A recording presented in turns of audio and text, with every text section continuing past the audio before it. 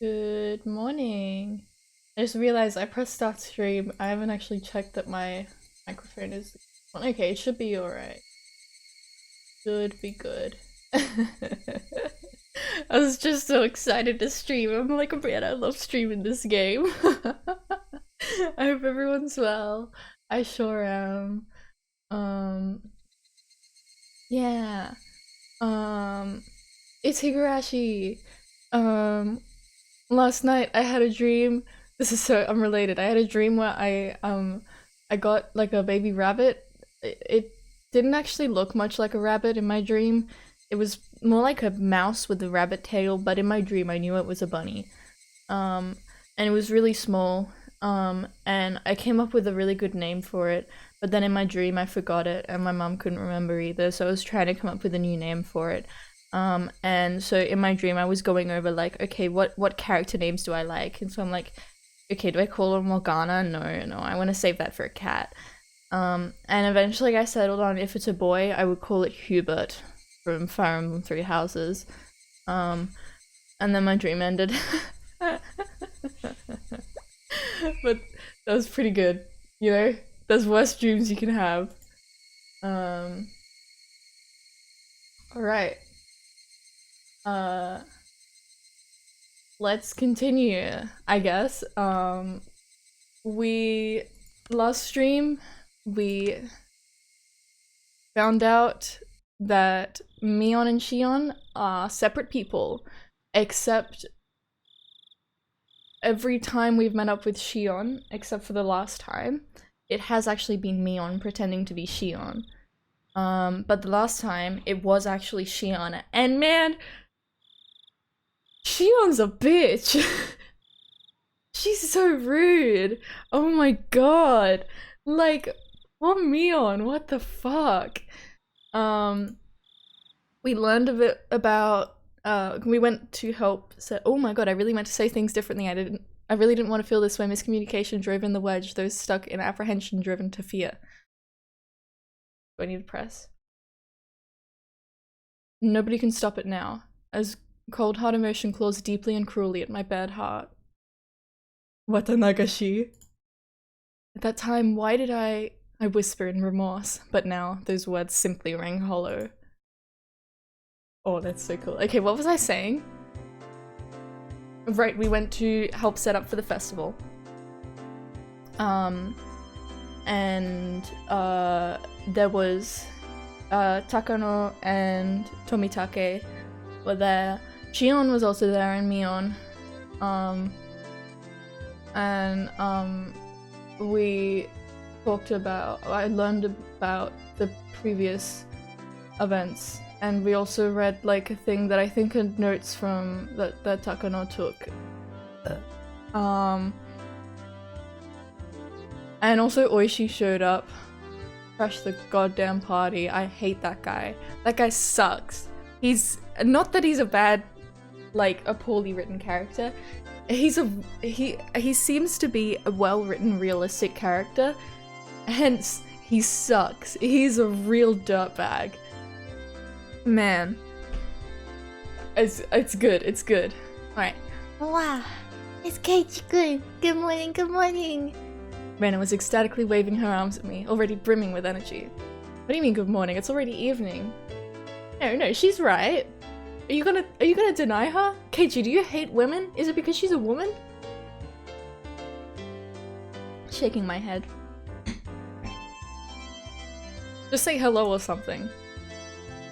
But this is the first time I've seen you today, so I think good morning is right. It's right! I got it. Okay, then good morning it is. Good morning, Rena. I grabbed Rena's head and rubbed it with my hand. She squirmed, reveling in the motion like a cat. She's so cute! Hey, okay-chan. Sorry about yesterday. I left without telling you. No, it's my fault. Sorry for making you wait so long. Are you talking about setting up for the festival yesterday? How was it, Keiichi-kun? Did you do your job properly? The slight muscle pain throughout my body and my sluggish movements were already obvious. I did great. I'm pretty worn out now, though.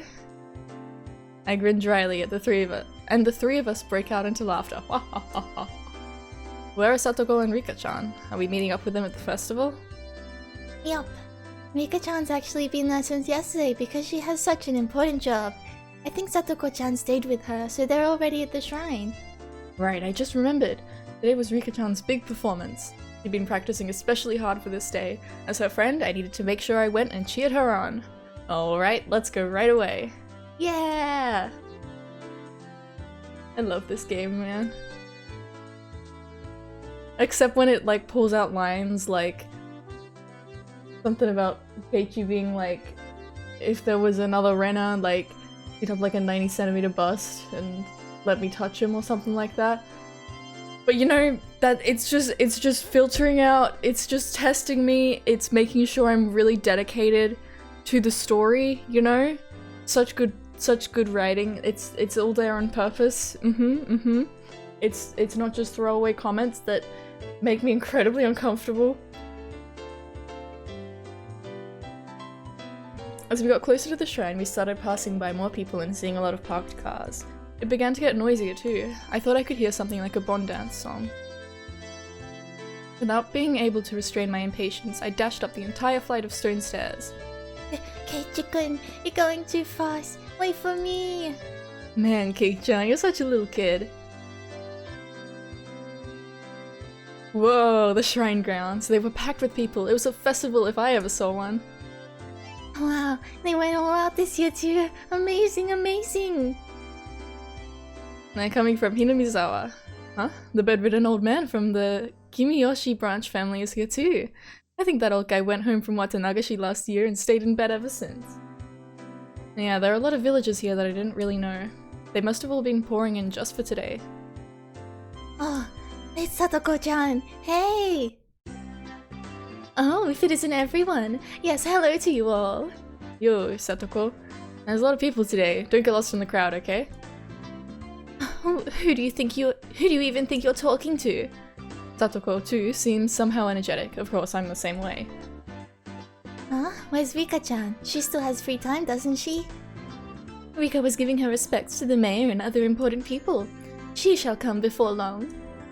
I see. Rika-chan is the shrine maiden for today's festival, after all. And it's probably a pain for her to say hello to all the elders. It really is a pain. Hello, everyone. Hello, Rika-chan. I wanted to take you home. Rika-chan wore an immaculate shrine maiden outfit that looked fresh off the shelves. It was a perfect fit for her somehow mystical appearance. She's so cute.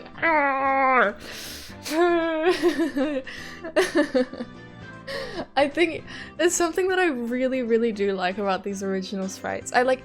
I think that they are charming and all, of course, but like the way that they draw Rika, like, it's just so adorable. She's so cute. I think that Rika and Rena have my favorite sprites in this game. They're just so adorable, and I think nothing can replicate that. Like, what's the button? It's P. Like, that's pretty cute. That is pretty cute. It captures her energy. That... Like, it's still cute, but in a different way. This is just... she's a little penguin, you know? She's just a little penguin. How does it fit? It's not too long, is it? My grandma gave me some safety pins just in case the sleeves are too long. It's alright. Look at that face. I figure that every passing stream I turn into Rena more and more. She's just so adorable. The cuteness, aggression. It's too real. Oh, I need to look away.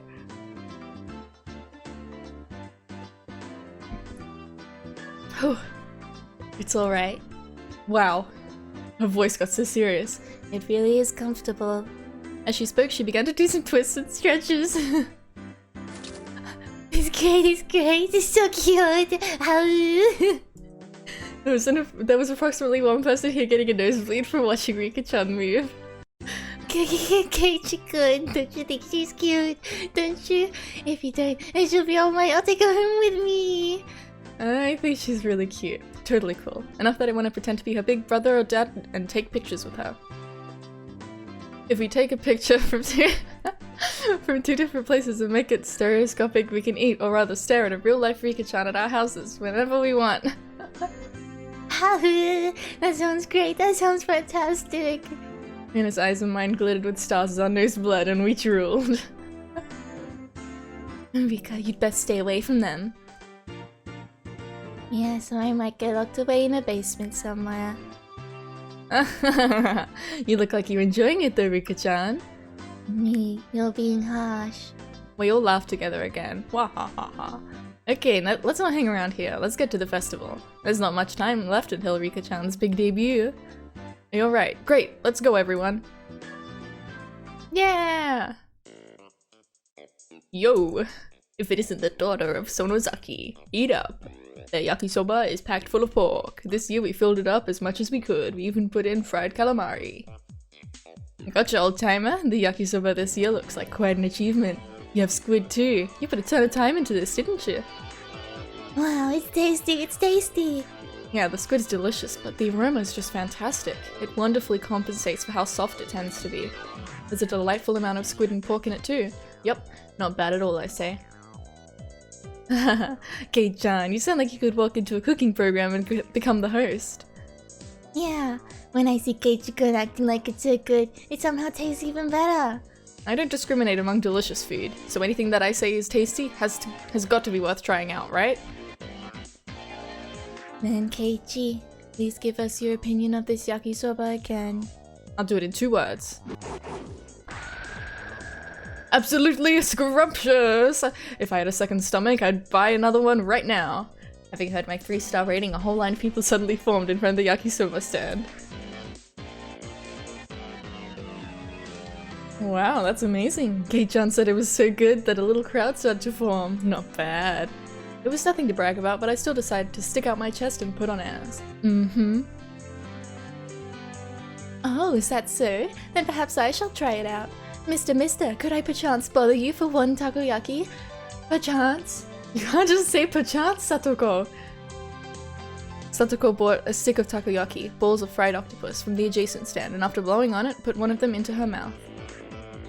How is it, Satoko-chan? If you give it a good rating, then Reina will buy it too. Chomp chomp, chew chew, gulp. Now it's time for Hinamizawa's very own food critic, Judge Satoko Hojo, to give her impressions.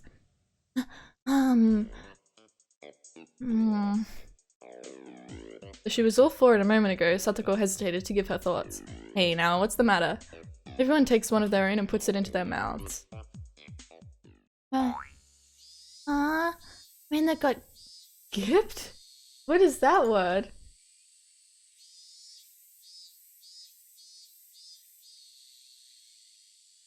Oh, okay. Probably not gonna say that one again.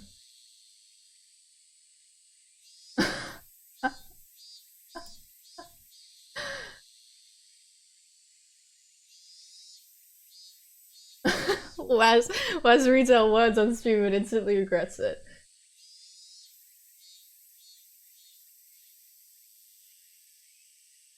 What did I say Rena got? Mine's bad too. There's no octopus in it. It's takoyaki vendor. Could this be some sort of summer festival only octopus free takoyaki stand? An evil takoyaki stand that skimped on the octopus because they figured it would make them good money today. Mine has some, yeah. Pretty good considering there's octopus in it. How am I supposed to explain that this octopus free takoyaki is any good? Okay, I need to talk. Okay, something that pisses me off. The other day, we ordered pizza. Pizza like pizza. I'm vegetarian. Technically pescatarian, but it's easy to just say vegetarian. So we order vegetarian pizza, as well as like meat pizza for the rest of my family. Vegetarian pizza, yummy. We've ordered from this place a few times before.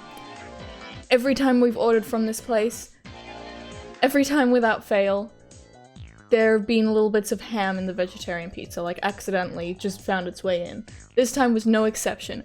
I'm still like seething about it. It's so fucking annoying. Like, you have to be more careful than that. like, lucky for me, because I'm a freak, and basically one of my biggest things is I cannot stand melted cheese. I love cheese, don't get me wrong. Melted cheese, the consistency of it, so I was like picking off the cheese off my pizza. I'm sorry, I'm a monster, but and so I happened to spot it. But it's like, man, you can't just like, you have to be careful with this shit. Like, what if someone has dietary restrictions, like allergies rather, and there's just oopsie poopsie. It pisses me off so much, and like we've complained multiple times. And the thing is, it's like, it's easy. Like, it's easy to get pizza when you have, you know, like extended family over. And so it's like, okay, I'll just have some garlic bread. But it's so disappointing because the pizza's yummy. It sucks, man. It's like people somehow still don't realize that like being like vegetarian or vegan or something, it's like, it's serious. People take it seriously. Anyways. That just pisses me off so much. Yeah. But it's good when you find a place that does like takeaway food, and they are actually careful. Like they are mindful about it, you know? It's good. Man, everyone wondered about that. Our quizzical looks seemed to be drawing equally dubious stares from the people in line. How about this? Takoyaki without any octopus is really healthy, and even people who don't like octopus can eat this delicious takoyaki! After hearing that, several surprised guests left the line. It had the exact opposite effect. Alright then, I'll give it a try next. A self-inspired take on takoyaki in which you can clearly taste the simple flavors of the flour, green onions, and pickled ginger. The unaffected taste is bolstered by the absence of octopus. Wasn't half bad, but after hearing there's no octopus in it clause, even more people left the line. Rika-chan, any good comments? You can be honest. 400 yen is too much for this. Whoa, scathing review. That was too honest. Even more customers leave the line, dealing a lethal blow. There are other takoyaki stands around after all. Well, I mean, we might not want to be doing this. Hey, Satoko, you started this, so give us a great big turnaround. I cannot do it. How do you expect me to lavish praise upon takoyaki without any octopus in it? God, you idiot! Satoko's angry outburst was the finishing blow. The customers are all gone, huh? The guy is staring at us. Why is that? Why is that? How? Sigh, there's no saving this crowd. Perhaps I, Keiichi Maebara-sama, will lend a generous hand. Keiichi-kun, you could do it. We want you to save the takoyaki vendor who didn't put any octopus in. And smiles, you say something so bitter. Alright, fine. This may be the only chance you get to see a pro at work, so watch carefully. The only strategy Keiichi has is finding, like, those two kids, like, Okamura and Tomita, and getting them in on it. That's all he's got. I shoved the stick into an octopus-less takoyaki and crammed it into my mouth. As before, there wasn't any octopus in it. But Neon's had some in it. That was the important point. The man who runs this takoyaki stand, he truly loves takoyaki in every meaning of the word. No, it could even be said that he adores it. Everyone gasped in surprise, including the takoyaki vendor glaring at us. This man truly does love takoyaki. And because he loves it, he doesn't want to create half-hearted random ones. Isn't that right? The takoyaki vendor looked down, unsure. Those watching were listening intently, wanting to know why octopus-less takoyaki deserved such a high rating. Keiichi-san, if he really and truly loved takoyaki that much, why did he make takoyaki without octopus at all? Is he not betraying that very takoyaki? You may be right. In one sense, it is a betrayal. However, it's the best possible compromise this man could find. This man is making real takoyaki today, as he always does. However, only one or two of them on each stick are the real ones. Well, you're right. The one I ate had octopus in it, and considering it did actually have it, it didn't taste bad at all, you know. Right. It was a bona fide takoyaki. Bona fide. And as for the other ones, it was the biggest compromise he could make against the biases of the general populace, who will all think that there need to be 8 pieces on the stick, or else it's not real takoyaki. Huh? Keiichi-kun, I don't understand what you mean. Why is one of them the real thing and all the other are fakes? Why? The secret lies in the octopus. Mister, this octopus. It's true Akashi octopus, isn't it? In recent years, the number of octopuses caught in Akashi has decreased, and their prices have risen drastically. The prices are now so high that you wouldn't think of using them in takoyaki. The man who had been looking down this whole time mumbled. Yeah, that's right. Akashi octopus. It's very expensive. But this man absolutely had to have the Akashi octopus. He could have bought much worse quality octopus for cheaper as much as he wanted, and he would have still been able to fool everyone. There are plenty of other scamming takoyaki vendors who claim they're from Akashi, even though they're not. But this man wouldn't accept it. He wouldn't tell lies. Akashi octopus are supreme. He would never relinquish this one stubborn conviction. This man loved takoyaki. That's why he never lied. Yet, there was one point that he absolutely had to compromise on. What might that be? The number. The popular opinion is that a stick of takoyaki should have 8 pieces on it. Even if it's a real Akashi octopus, he couldn't charge 400 yen for just 1 piece, could he? If he didn't have 8 pieces, nobody would buy them. This man wept over it. In order to make just 1 true piece of takoyaki, he wouldn't ever let himself lie through the other 7. Oh, whoa! The octopus-free takoyaki vendor burst into tears. I gently clapped one of his shoulders. No matter what anyone else says, I will never forget how genuine you are. You, sir, are a true vendor of takoyaki. You are the only one in this world with the right to call himself that. Clap, clap, clap, clap, clap, clap, clap, clap, clap, clap, clap. As I embraced the shoulders of this man, shedding his manly tears, those watching delivered a round of applause moved by my speech. Everyone, I beg of you, please, eat some of this true takoyaki vendor's takoyaki. If we don't treasure genuine men like this, then how can we protect the true path of the takoyaki? If nobody else will eat them, then I will eat them all! Wow, everyone watching is lining up. Keiichi-kun, you did it! You did it! I think it's more that they thought Kei-chan's propaganda speech was interesting rather than the takoyaki actually looked good. Kei-chan, you could probably sell plain old rocks if you tried. Used car salesman, Keiichi. You would do well at product demonstrations in a supermarket. I suspect he would be good at selling off suspicious wonder knives. Absolutely stunned at my successful pitch, the guy manning the stall next to this one called out to me. Hey, you guys, do that for my sweets too. Great, you all get the gist of it, right? It's your turn this time, Rena. Okay, I'll do my best. My apricot sweets are called. They're very, very good. The apricot is sitting so quietly and nicely on top of the syrup. Oh, it's so cute. I want to take it home.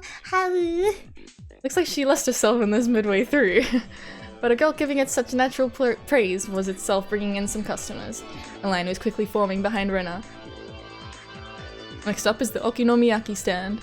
Satoko, you're up. Rather, well... The crunch of the fried tempura batter mixed with yakisoba is simply to die for. With a huge piece of bacon laid on top, when you bite into it, it all comes flooding out. Chomp, chomp, chomp. Yeah, that's freaking great! Now I want to try some too! Then a huge line formed at my words. What on earth is this? So basically, all these onlookers are just following us around to all the stands. When people hear about food from others and then try it for themselves, it tastes a lot better than it normally would. So that's it. Even Rika-chan was gorging herself on the food, getting sauce on the bib she'd put on to prevent her Shrine Maiden outfit from getting dirty. God, she's so cute. Nice, the older guys are getting in on it too. Okay, Kei-chan, which one should I do? Right, Mion, you go to the stand next to that. Show them the depths of your power. But Kei-chan, the stall next to that is... Whoops, our goldfish scooping stand. A bit out of our element. No, as club president, I won't flee no matter who or what my opponent is. Let's get started. I look forward to a splendid performance, Mion-san. The onlookers were also watching Mion with hopeful eyes. Welcome, welcome. Here's your nut and bowl. Okay, here we go. The goldfish are energetic today. They really look delicious. Well, things like these, you could crunch them down whole. Mara? Mion-san, what in the world are you saying? Mi-chan, you ate them? Did you eat the one when I caught last year too? No, I didn't say anything like that. Neon's face went red and she shook it vehemently in denial. I think that's how you say it. I'm just a little guy, really. Well, I mean, you just said so yourself. They really look delicious. Yes, you did indeed say so. My sister is omnivorous. She eats anything that can go in her mouth. If they taste good, then maybe I'll try one next time. You can't just sneak in here, Shion. What is? Okay, yep. Okay, yeah. Interesting, this is like a completely different outfit, but it's still iconic because of his pronouns of they, them. This one is like the original, but just in a more modern anime style. That was my elbow clicking. Did you guys hear that? That's awesome. That's so cool. I'm aging. Oh, my bones.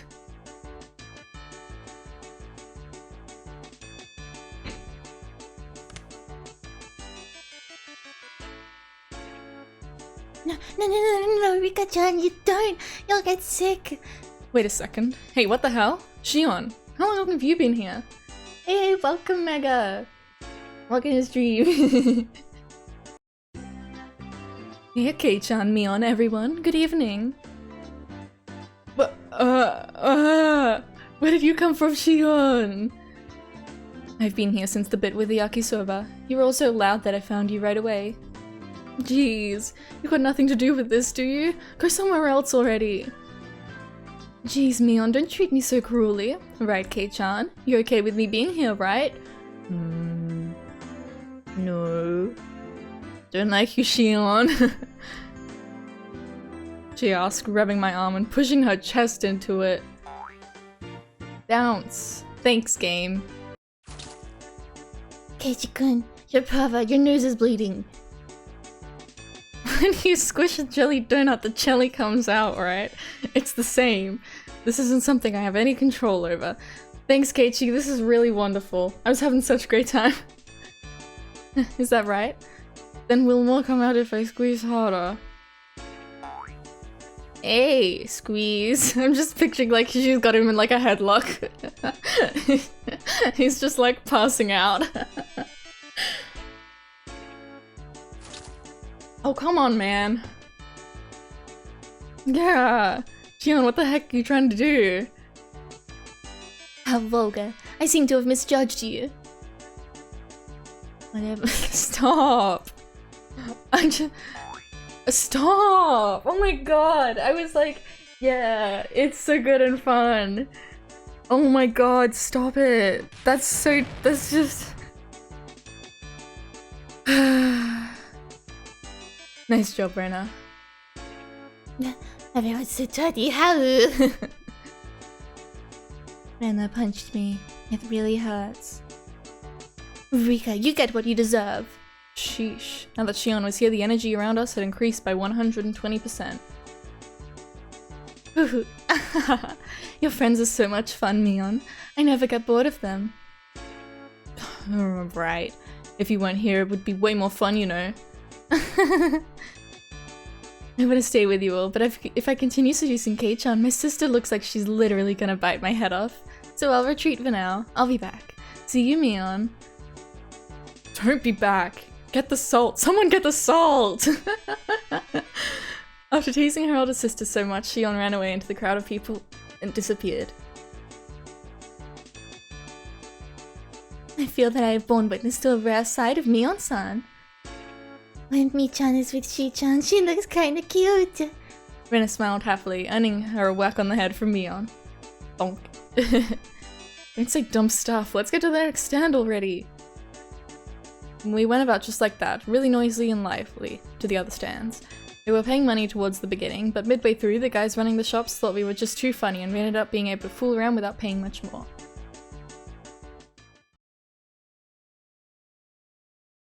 My tea's done. No. Thump. The vigorous sound of a big taiko drum echoed through the air. Rika, it looks like it's time. Yep. Looks like it. Right, it's just about time for Rika-chan to appear in the offertory... Offertory? Offertory? Offertory... Offertory. Offertory, wow! In the offertory dance. Amazing. I'm a little nervous. And believe in yourself. All of your sweat will definitely amount to something, Rika-chan. Mion slapped hard on Rika-chan's back. I'm just imagining, like, she smacks her on the back and Rika's just like like, you know, the coughing, like that picture of the cat that coughs like a kid? That's Rika. That's right, you'll do fantastic, Rika. I'll do my best. Yeah, that's the spirit. I ball my hand into a fist and raise it into the air. We're rooting for you, Rika-chan. Go for it. Yay! Remember? Fighto. Oh, none desu. Rika-chan gave the best smile I'd ever seen, then pivoted on her heel and ran off. Okay, we should get going too. Right, let's go cheer her on. You mustn't. You must keep silent during the performance. I got it, jeez. I rubbed a hand through her hair. She was worried about her good friend up to the end. Then we better hurry. All the good spots will be taken. Come on. Mion ran off and everyone else followed a moment later. A large amount of people had already clustered into the tight space to watch the edifying dance. I keep checking over because I'm paranoid about my stream cutting out. I'm like, it's gonna happen at some point, right? Wow, this is a lot of people. I turned around to look at everyone else, but nobody was there. Where did everyone go? They probably got lost among all these people. Finally, I spotted the back of Mion's head on the other side of the crowd. It definitely doesn't look like I can get over there. Well, we got separated. No big deal. We can just meet back up when Rika-chan's dance is over. I gave up on finding the others and wandered around, trying to look for a place where I'd be able to see better. It didn't take long for me to realize I'd have to settle for watching between the heads of people in front of me, though. Thump. Once again, an even louder taiko drum resounded. This one was to announce the beginning of the dance. I couldn't see very well, but it seemed like Rika-chan had come on stage with the elders, who were in priestly garb. I heard low exhalations of admiration and the seniors rubbing their prayer beads in gratitude. Everyone's heads were in the way and I couldn't see. It was really frustrating. We should have cut playtime short and come here to get good spots earlier. After Rika-chan intoned the prayer, she took the festival hoe and walked to the pile of quilts stacked on the altar. That's right. The point of the ceremony was to purify bedding and to hold a memorial service, wasn't it? Then the solemn offertory, that's what it was, right? Dance began. She had practice using a mochi pounding mallet. The awkwardly shaped festival hoe Rika-chan held seemed really heavy. Back and forth, up and down. It was doubtlessly difficult to even lift in the air, but she sweated and waved, raised and dropped it, again and again. She couldn't just deal with it and do it grudgingly. As the shrine maiden, she needed to retain the dignity and solemn... I'm never had to say that word out loud. We're learning so much today. Solemnity. Solemnity. The dignity and solemnity present at this festival. There must be a ton of pressure on Rika-chan's shoulders right now. Damn, why am I cheering her on from a place I can barely see her? I'm her friend, so I should be right up in the best spot rooting for her. Kei-chan, over here! Someone tugged lightly on the back of my shirt collar. It was Shion. He beckoned me outside the crowd of the crowd of ring people, the ring of crowded people. She had a mischievous grin on her face, and I took it as her saying she knew a good place nobody else knew of.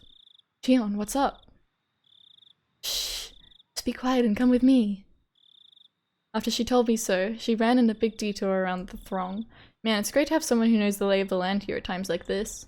Impressed though I was, I nearly lost sight of her right away.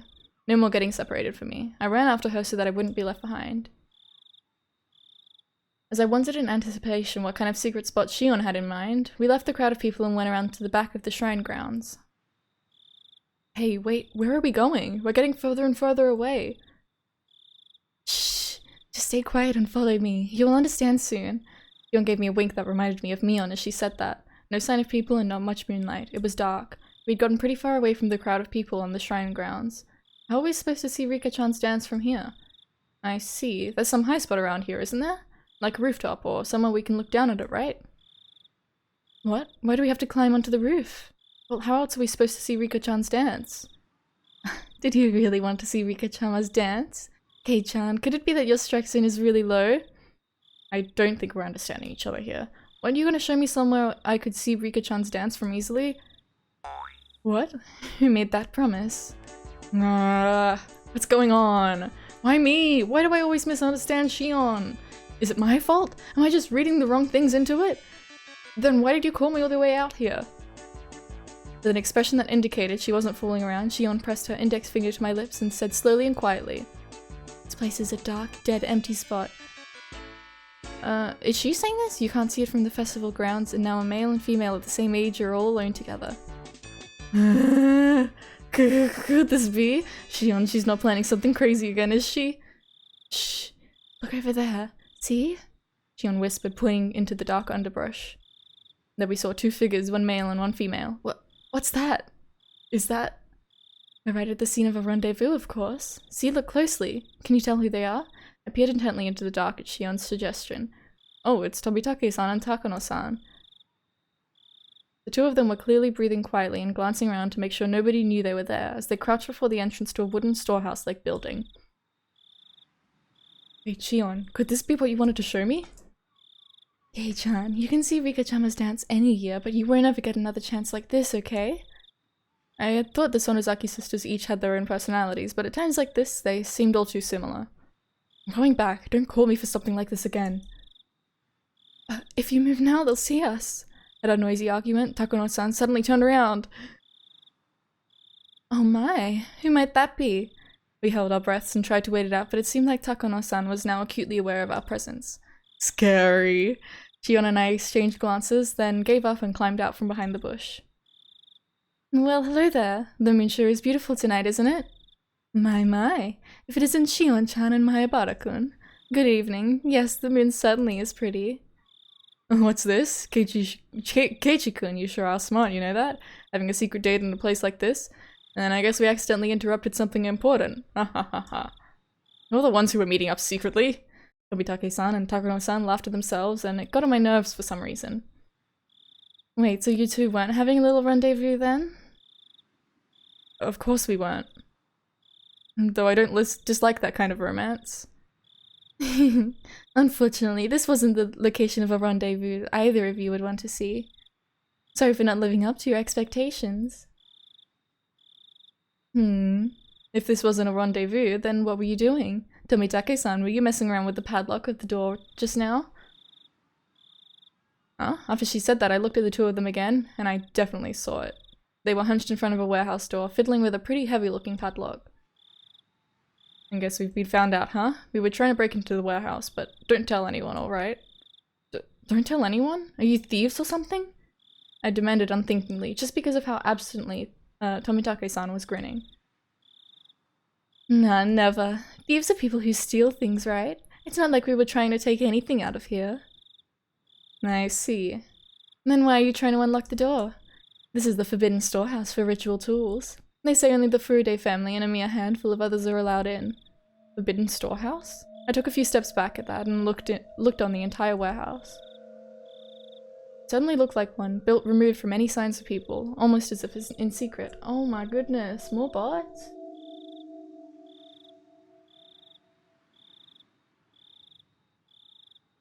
I had one yesterday too. Getting a combo of bots. It was filthy, revealing how little it was ever opened. And it was built to be durable, giving it a strange, overpowering impression. Now that I looked at it more closely, it was certainly different than normal warehouses. This place, they're called ritual implements. Basically, this is a warehouse where they store such tools used in rituals.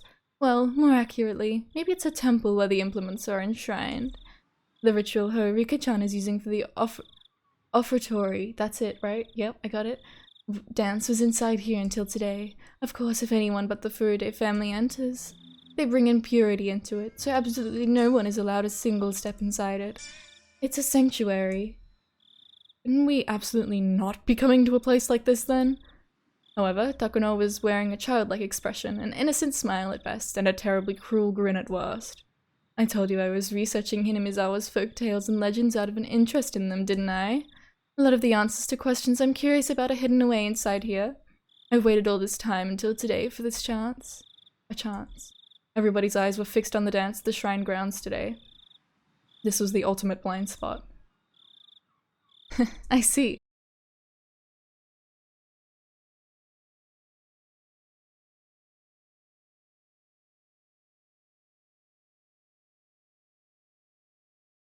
Out from the gap in the doors.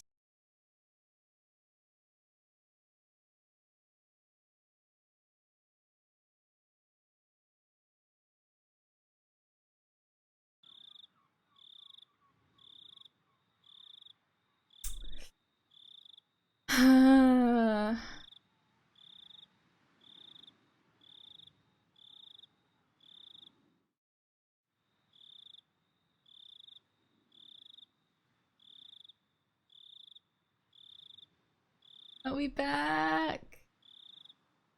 Seems like we might be back. I'll still give it a minute or two.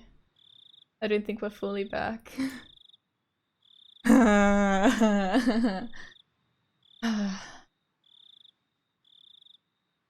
So frustrating, man.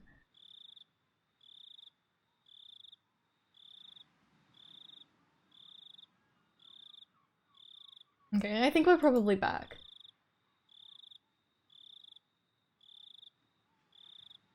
Yeah, it looks like we're back. I'll continue now. Sorry about that. I really need to get that sorted out somehow. It's so goddamn frustrating. Alright. So, I don't know how much it cut out. I don't think it cut out too much.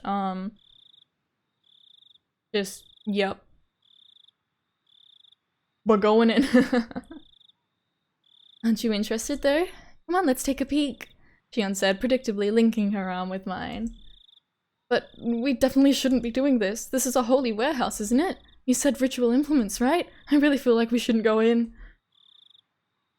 I'm part of the Sonozaki family, so I have a good guess as to what we'll find in there, but I want you to see it too, Kei-chan. You want to show something to me? I thought it was just a ploy, but Shion's eyes looked entirely serious. Of course, she was the sort who could lie with a straight face. Of course, I was an average boy too. My curiosity was at least twice that of a normal person. Sleeping forbidden treasures never to leave this warehouse. Chances like this don't come around too often. If I had to choose, then I want to see. Until the locked door is open though, I don't know about this. If you're not interested, Kei-chan, then you can leave now. I think you'll wonder about it later though. Tomitake-san spoke after listening to our discussion, himself having sat down on the stairs to take a short rest. I'll keep watch here. Go in and check it out with them. I'm not too interested, but it might be pretty interesting for a young guy like you, Keiichi-kun. Hoo hoo hoo. He said, laughing mischievously. There was no ill will in his laughter. Tomitake-san, do you know what's in here? Kind of. Takano-san told me all about it. You're not gonna, like, go in and take photos?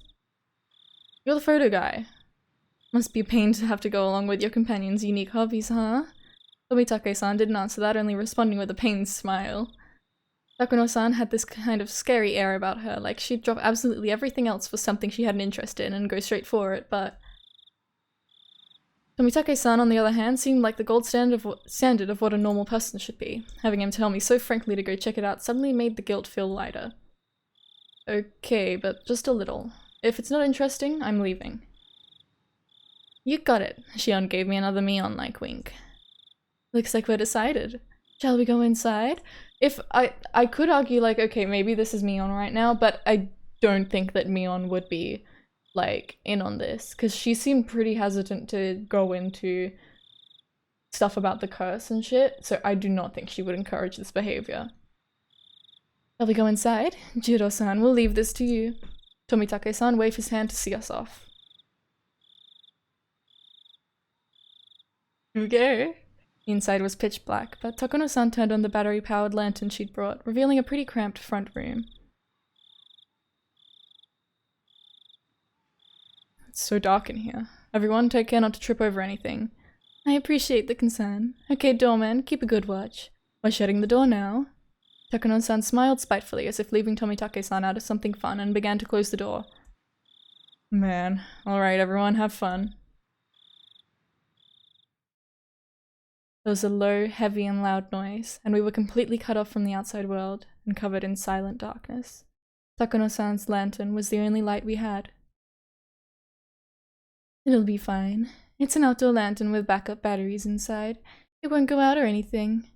Looks like Takano noticed my uneasy expression. I couldn't help but blush a little and avert my gaze. Deeper inside, there was a heavy and old but sturdy door with solemn decorations on it. It was the last door sealing away what was within. Strange how it has an antechamber, even though it's just a warehouse, isn't it? I believe it's set up this way so that you open the door one at a time, never letting the room with all the tools be seen from the outside. Takano-san explained this, awfully impressed by the construction. But still, it's really dark in here. Huh? That over there, I spotted a circuit breaker hanging from a clump of wiring, clumsily attached to the wall.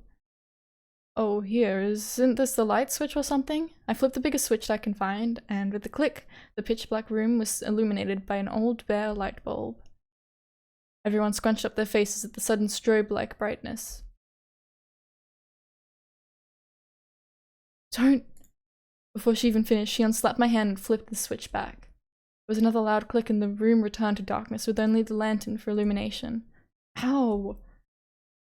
You can't, Kei-chan. We snuck in here, remember? If you turn on the light, it might give us away. I'm scolded by Shion fairly harshly. It looked like she was worried about whether someone had seen them from the momentary light. It's alright. It was only for a moment. Takano-san remained a relaxed adult. It seemed like she was confident she could talk her way out of it if someone did see us. How could you talk your way out of this? Oh no, oh, my friend here accidentally, he slipped and picked the lock on this warehouse, and we just stumbled in and we went in through 2 doors, and we happened to have this outdoor lamp with us, giving us light, and there's nothing suspicious going on.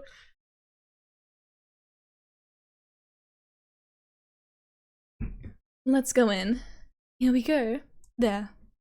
The even heavier door opened, and this time it wasn't just the dust that came out with the air, there was also a nasty smell. One smelled like opening a dust-filled cupboard in the back of a kitchen that hadn't been opened in years, and the other smelled the nasty one and was hard to explain, but it was like the raw odor of a fish market. Ooh. From how the sound echoed, this room felt far larger than first. Takano-san held up her lantern and revealed the contents of the expansive room. Whoa! At the back wall of the storehouse, right in front of us, was a Buddha-like holy object standing there looking down at us. It was taken aback by its unseen force, lit up by the slender beam of the lantern. That's the guardian god of Hinamizawa, Oyashiro-sama. It's far grander than the one at the shrine. Oyashiro-sama. So this is the spirit protecting Hinamizawa. The one guarding the holy land of Hinamizawa from the impurities of the outside world, and the one delivering punishment after punishment upon those who attempted to sully the land with the damned construction. It looks like there are far more tools stored here than I thought, but this is so sad. None of them have been maintained. How unfortunate that they're in such a state. Even in the dim light, I could see a lot of strange objects lining the walls, ceiling, and shelves. Takano-san, speaking as if in a trance, was infatuated by the various implements filling the dark room. They weren't very festival-like or traditional, but instead, this was more like the workshop of a blacksmith or a carpenter. There were a lot of large wooden and metal tools packed in here. Putting it bluntly, it was all pretty boring stuff. I'd imagine there would be more artistic things in here from the Heian period, but these are a far cry from being cultural artifacts. My expression betrayed my dashed hopes, and they caught on right away. Oh, is this not interesting for you? I'm not into literature or art, so I can look at this stuff, but I don't really understand its value. Keiichi-kun, you really do look like you don't get it. I guess that's only natural. Takano-san reached into a paper bag that she'd been holding the whole time, took out a worn scrapbook and began to flip through it. I think that's what we read in the tips. And just for you, Keiichi-kun, I'll tell you an old story. It's a common tale in this region. If you go to the library, it would even be on their recommended reading list. Telling stories in such a dark, creepy place. She must have a horror story in mind. Shion's face belied nothing but calm. If she had the same personality as Mion, she'd have found fault with me being scared. I'll endure it for now and pretend to be calm. Okay, alright, I'll read it. After confirming that I was going to be quiet and listen, she began to speak softly, like a kindergarten teacher reading a picture book. Long, long ago, in a certain village in the mountains, there was a swamp. This swamp was very, very deep. Some even called it bottomless. People said it was connected to Hell, the land of demons. The rumors said that it was deeper than the ocean, and that anyone it swallowed would sink into the underworld, a bottomless swamp. Its name was Onigafuchi. Wait, I thought back to the story I heard yesterday about the sacrifices sinking into the bottomless swamp. Could that be the swamp she's talking about? So then the village was Hinamizawa, right? You catch on quickly. That's right. Though it was called Onigafuchi Village at the time. Onigafuchi Village. It's a pretty inauspicious name. It evokes quite the image, doesn't it? I hear that the name was changed in the Meiji period. The name of the swamp connected to Hell was called Onigafuchi, which meant the Demon's Abyss. And the true name of this village, Hinamizawa, was Onigafuchi Village. The villagers belonged to that abyss, or to Hell in other words. They lived their lives worshipping the swamp, said to connect to it, but then one day... Whoa! Demons began to appear, one after the other, from deep in the swamp. The villagers feared that Hell was overflowing. The demons mercilessly attacked the villagers. They could only watch and fear. They could do no more than hide themselves and tremble. So did someone exterminate them? Unfortunately, there is no Momotaro or Superman in this fairy tale. Then, did they get the whole village together to fight them? Heavens, no. The villagers weren't nearly strong enough to fight on equal terms with the demons. Then, the only recourse would be to flee the village. They couldn't do that either. To the villagers, it was their beloved homeland. Didn't matter how terrifying the demons, they wouldn't have run away so easily. Then, what did they do? Wouldn't they just get wiped out?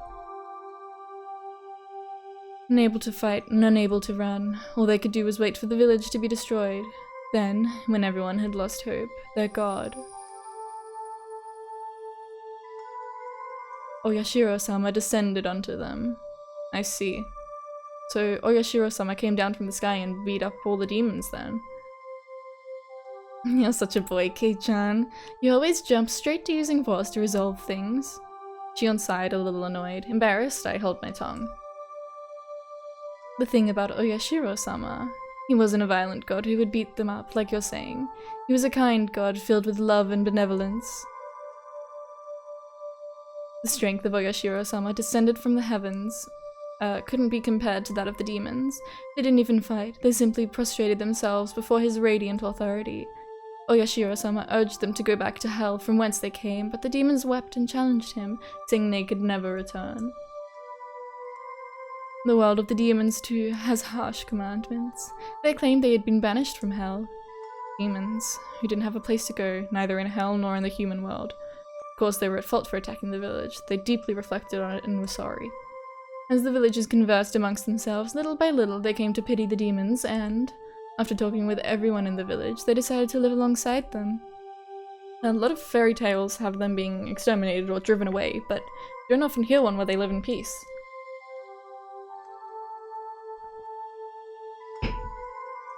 You're right. Demons are supposed to symbolize all evils. A story where they decide to live together with humans is certainly strange. So interesting.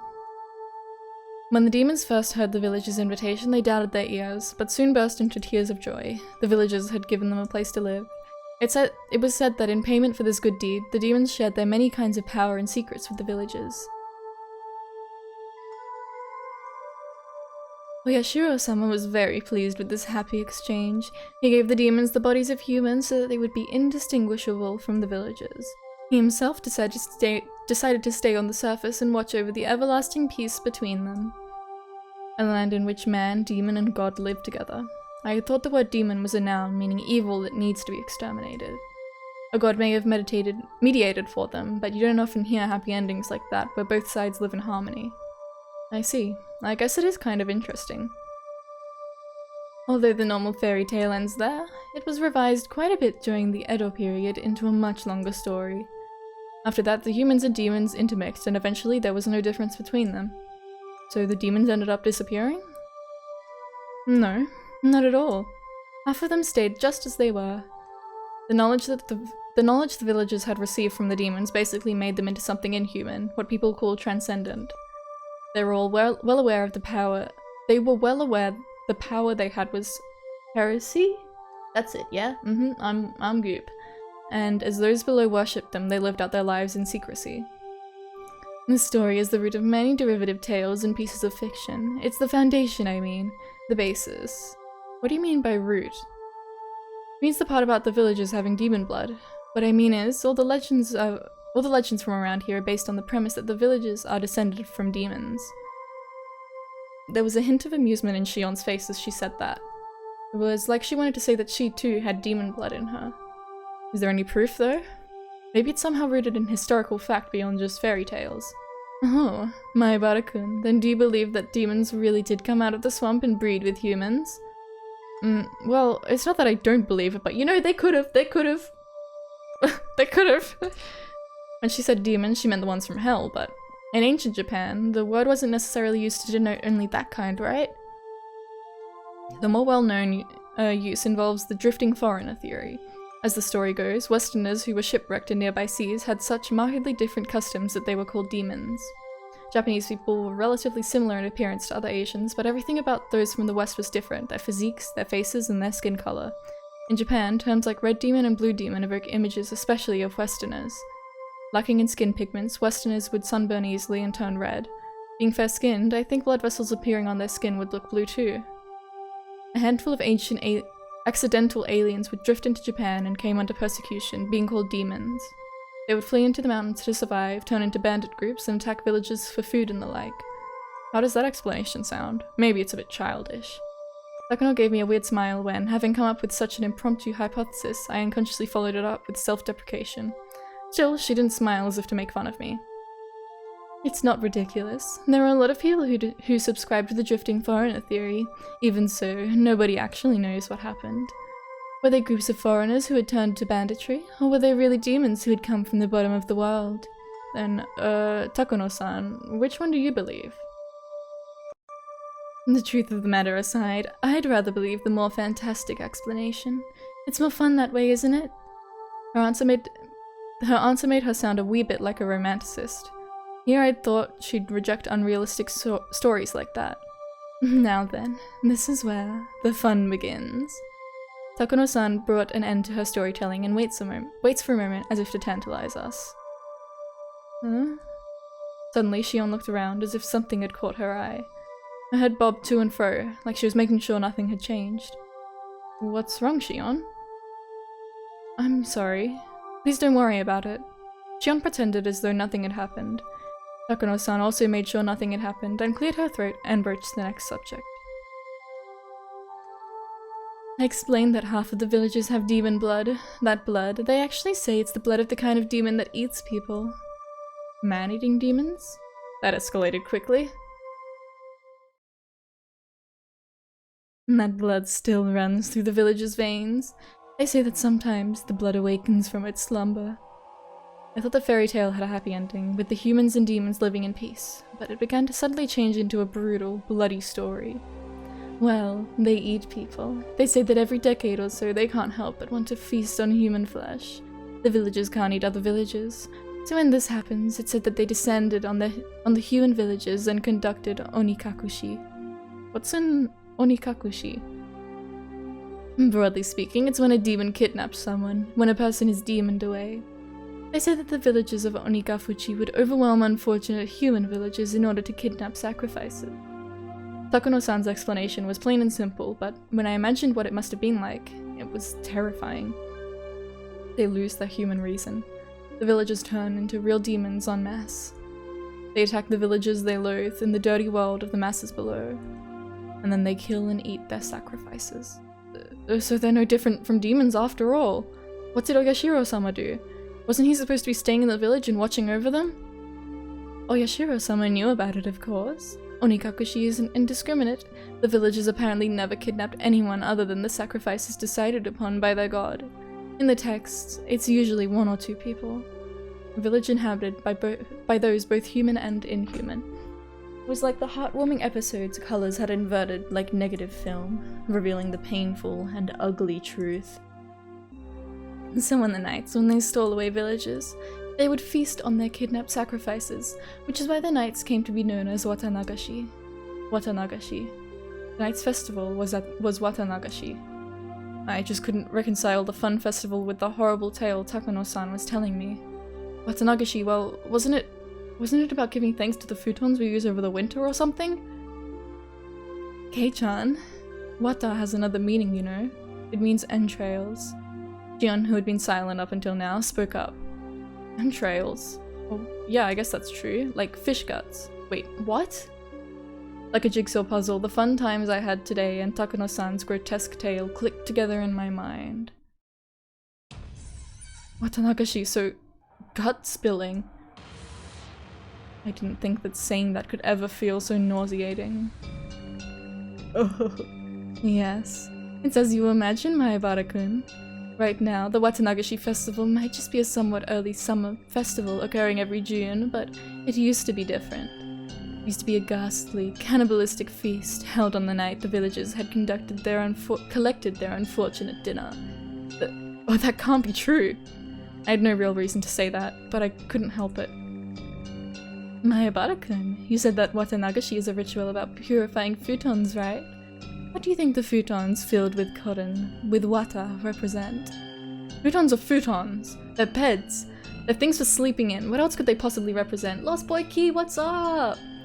We're learning about the supposed history of the village and how the villagers used to eat people.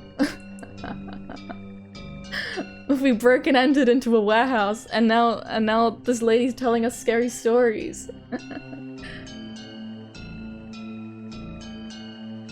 I'm so into it. I'm so in the zone. I was rattling on, desperately attempting to deny the horrible festival that Takano-san was describing. Deep down, however, I found myself understanding all too well what she meant. Futons stuffed with cotton. If the cotton represented entrails in both pronunciation and meaning, then entrail-filled futons would have to be humans. Why don't you think back to the offertory dance Rika-chan performed? Do you know what she was doing up there? No, I don't. I didn't even watch the whole thing anyway. Shh. Kei-chan, you're getting too worked up. Jion grabbed one of my ears, reminding me that this wasn't somewhere where I should raise my voice. Even so, I still can't suppress this agitation I feel. Rika-chan was carrying a festival hoe. You've probably realized it already, but that's not a hoe for plowing fields. Yes, casual community cannibalism. Yeah, you know how it is. It's a tool for dissecting human bodies. Ooh, squished CG. I didn't see the dance all the way through, so I don't know what kind of performance Rika-chan was putting on after I left. When I told this to Takano-san, she kindly explained Rika-chan's dance to me. To summarize what she said, after what I'd seen, Rika-chan would pierce the futons with that hoe, cut them open, and pull out the cotton inside. She'd cut the cotton out, one bit at a time, and set it afloat. That's the kind of ritual it was. Broadly speaking, it was quite the bombastic ceremony, where they'd rip out the guts and throw them into a basin, and then the ritual was over. I'd thought that afterwards the villagers, each with a different role, dismantled the flesh piece by piece and feasted upon it. Oh yeah, I remember when you asked your wife if she liked trains. At Takano-san's strangely happy giggle, I felt for some reason violent displeasure. Rika-chan, every day during our lunch break, she'd take a rice-pounding mallet into the schoolyard, and she'd work so hard, sweating bullets to practice for the offertory. Offertory. I forgot how to say it already. Did a thing today? Oh. Offertory dance she had done today.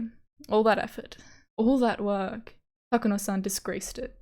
Even though she worked so hard to practice for today. Takano-san, I think you should choose your words more carefully. Kei-chan's pretty naive, so please don't tease him so much. A moment before I opened my mouth to express how angry I was, Shion stopped me. Shion must have been fully aware of how that story made me feel. I'm sorry. I thought you'd like a story with that sort of shock value since you're a boy. Takano-san spoke without a hint of malice as she smiled gracefully. After hearing all that, did you figure out what kind of stuff is in this storehouse, Kei-chan? See, look. Beyond pointed out one of the walls vaguely illuminated by the lantern's light. Mere moments ago, they hadn't held my interest. They were just boring-looking tools lined up on the shelves. Ugh. All those uninteresting tools that I didn't understand how to use. They all suddenly took on a new meaning, and I couldn't help but let out a groan. At first they'd looked like carpentry tools, like chisels or planes. Before I came home after work, I went out and bought a train coloring book and a bunch of markers. Ah!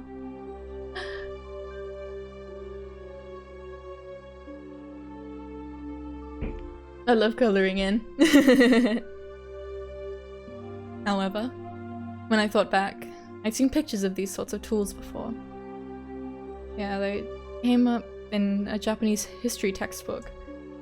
Yes, on the page introducing the Kaitai Shinsho, or the new text on anatomy. And these sorts of things. They're printed realistically in the literature of Germany, the capital of the medical world. These aren't carpentry tools. These strangely shaped tools, they're for dissection. Everyone knows that in the Edo period, they would dissect the corpses of those who had been put to death in order to gain knowledge about Western medical techniques. Illustrations of the dissection tools they used at the time came up in textbook supplements. The things hung up on this wall all looked exactly the same as those. If you want a scarier way of looking at it, think of them as cooking utensils. She always has a smile on her face when she knows I'm home, but when I gave her the coloring book and markers, I watched her face light up with joy. Aww, that's so sweet! Aww. That's so lovely. Takono-san, holding the lantern, the only light source in the room, led us along the wall. She had the only light, so I had to walk after her, whether I liked it or not. Look. Takono-san illuminated a coiled chain, which left a bigger impression than the other things we saw. The chain itself was nothing unusual, but further along it were metal fetters that were like hinges, clearly meant for binding people. Kei-chan, look at that! Yon tapped me on the shoulder and pointed to a restraining table that was clearly shaped like a person. My spine froze, my blood felt like it was turning into sherbet as it crawled up my back. That is such a strange description, but okay. Doesn't it just color between the lines, just color them in and go over each line in black? Oh hell yeah! That's dedication! On each of the joints there were things like chains and iron balls attached. It was like the table was searching for its next sacrifice, ready to spread their arms wide and close them in. It's probably a chopping block. I think you'd strap the sacrifice down to prep them for eating. The words chopping block started to jolt through my body. When I looked more closely, there were many dark slices carved into it, as though from a knife or a saw. They were the most clear-cut signs of usage you could ask for. It proved these tools weren't just for show, they were used for their original purpose. If someone was strapped tightly onto this table, they probably wouldn't be able to move even a muscle. Their guts would be defenseless. You'd take one of those eerie cooking knives lined up over there, stab them with it, and you'd slice open their belly and dissect them? I'd heard the stories, but this is incredible.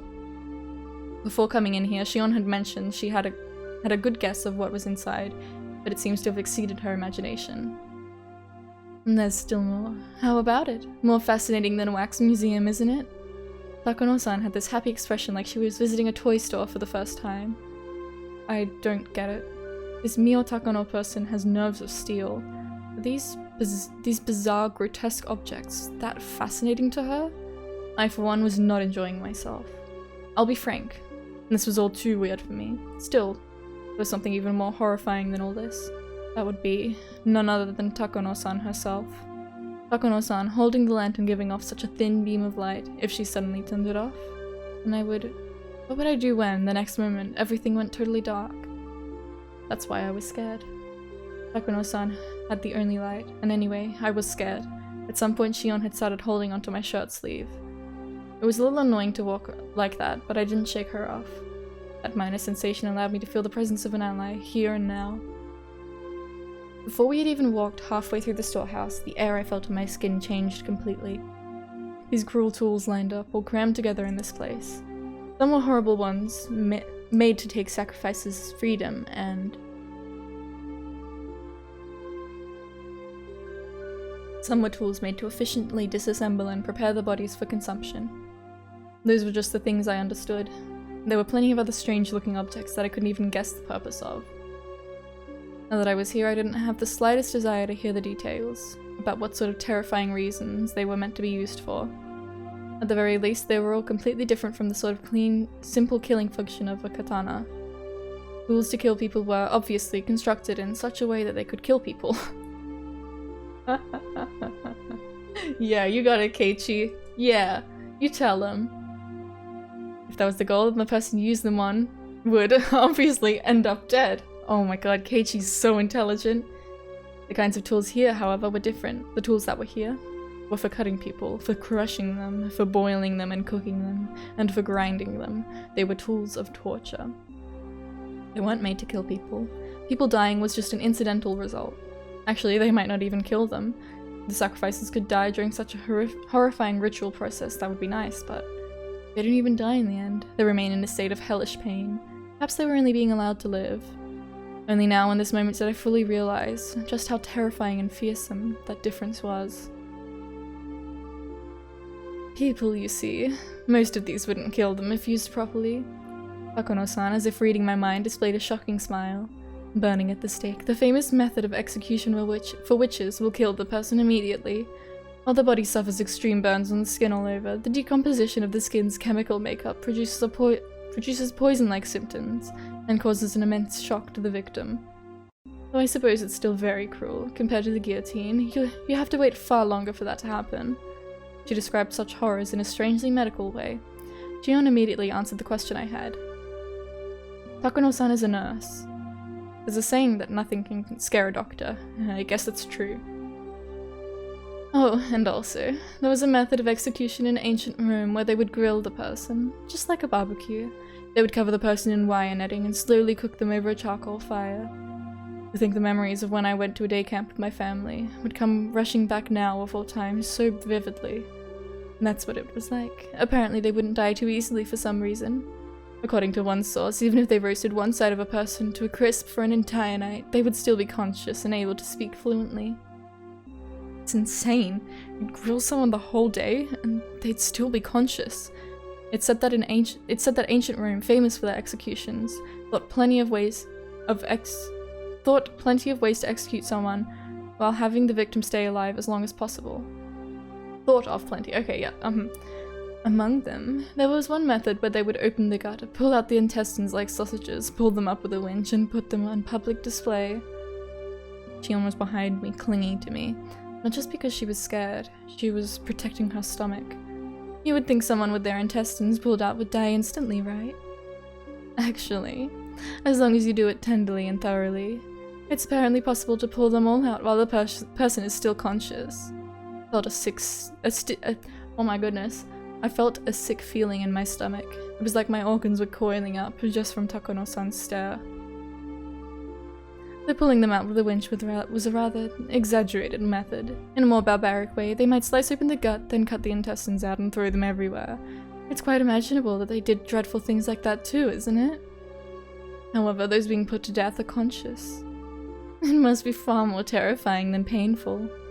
She spoke with pleasure, as if she'd come here on a sightseeing trip. I heard Shion gulping multiple times near my ears. Perhaps Hinamizawa, or rather, Onigafuchi village, did something like that for the Watanagashi festival. Listen. You try hard. Can't you hear it? I wanted nothing more than to not hear anything at all. But why? Why only at times like these do I begin to hear things I shouldn't be able to?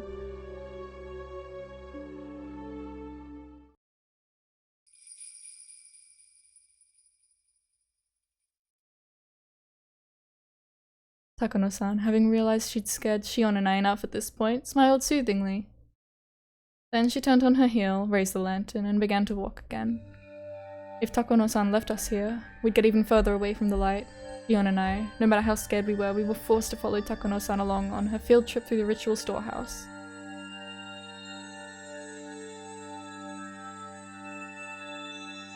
I suppose we've seen a bit of everything. See? This place is interesting, isn't it? She says, raising the lantern high in the center of the storehouse. The dim lighting didn't change, but for some reason, it felt like I was able to see all of those horrible tools at once. Kei-chan, look up! Shion stammered while grabbing the nape of my neck. I couldn't tell because it was so dark, but there were a lot more tools hanging from the ceiling as well. They all looked like they were made of iron bars, but then I figured it out. Cages. For cages, they were very small. Cramped cages, just for one, like a casket.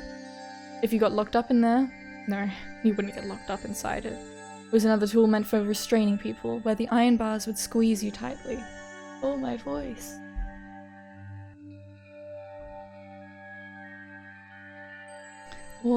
So many big and large, things of all shapes were hanging down. Takano-san's method of execution by grilling crosses my mind. We weren't just surrounded on all sides by these terrifying instruments. Things crowding the ceiling, or even hanging over our heads. There are many of these sorts of bird cages among European torture devices. I'm surprised to see them in Japan as well. Okay-chan. Is there something in there? A person? A mummy? Where? Shion desperately pointed to one of the many human-sized bird cages hanging from the ceiling, but I couldn't tell which one she meant. Being that dark, there wasn't any way you could tell if something was there in the first place. I don't see anything. You sure you're not seeing things? Shion didn't seem convinced, but without a means to confirm for ourselves, we couldn't do much but wonder. Mayabara-kun, after seeing this, have you come to believe in all of it? The countless terrible rituals passed down in Hinamizawa? Got nothing to do with believing in them. Now that I've been shown the real thing like this, there's no possible way to deny it. Even the nations of Europe, with all their beautiful landscapes and legends, were like a maelstrom during the terrible witch hunts in the Dark Ages. It's well known that the era gave birth to countless gruesome forms of torture and execution. Japan was the same way. Didn't it have its own era of hellscape-like torturous feasts because of religious suppression and things of that nature? Hinamizawa itself had such a period. It had that much history behind it. Even in Europe, land of the witch hunts, that was all far in the past, no more than a series of historical events, and in this age, nothing that abnormal would ever happen. That must apply to Hinamizawa as well. Just as Europe had its dark age, Hinamizawa had one too. That's how this should be taken. Even if these things all really happened in Hinamizawa, they're all long past. They don't have anything to do with people living in Hinamizawa right now. Mayabara-kun, you really do like this village. It didn't sound like she was making fun of me. Takano-san gave me a light smile. Takano-san, you're researching whether those customs survived into the present. You are, right? Shion suggested something that made my heart leap into my throat. You telling me that all these horrible things are still going on even today? What I'm about to tell you is a secret, alright? I told you, Shion-chan, because you're an understanding person, but the other villagers don't want to hear it. If things go awry, I could be ganged up on and punished. Shion flashed a devilish smile as if reveling in the immorality of it. Mayabara-kun, you keep it a secret too, okay? If this gets out, I could suffer Oyashiro-sama's curse, or be made into a sacrifice. If it's the curse, then I wonder what kind of death it'll be this year. If it's the sacrifice, then will I be thrown into the Onikafuchi swamp while still alive? It is tonight, you know, the night of Oyashiro-sama's curse. Takano-san said, bringing her face right up close to ours, as if to say that she had the choice, she'd rather suffer the curse. That was what she seemed to be implying. Takano-san took a fairly worn notebook out of her paper bag, then began to flip through its pages. There were all sorts of references and newspaper clippings attached to them, and it had all manner of things written inside. The letters were very small and bunched together, so I couldn't tell at a glance what it was about. What I'd really like to do is search through the National Library for newspapers from the era, but here it is. A photocopy of a page from some book was slid into the notebook, and it too was written in small, tight lettering.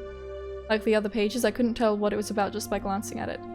This is a story that actually happened. It was around the end of the Meiji era. They discovered an unknown mangled corpse, the victim of a murder, in Onikafuchi village. An old newspaper clipping attached to the page spoke of something that was no mere rumor or fairy tale. We don't have most police documents from the time anymore, so it's all based on oral traditions and memories. See? It's not very clear, but it looks like a cutout newspaper from the Meiji era. Never before has there been a corpse treated with such cruelty and inhumanity. Could it be the work of a demon? Being a copy of a copy, it was very hard to make out, but it was more than enough to make me feel strangely tense. Owns the Meiji era?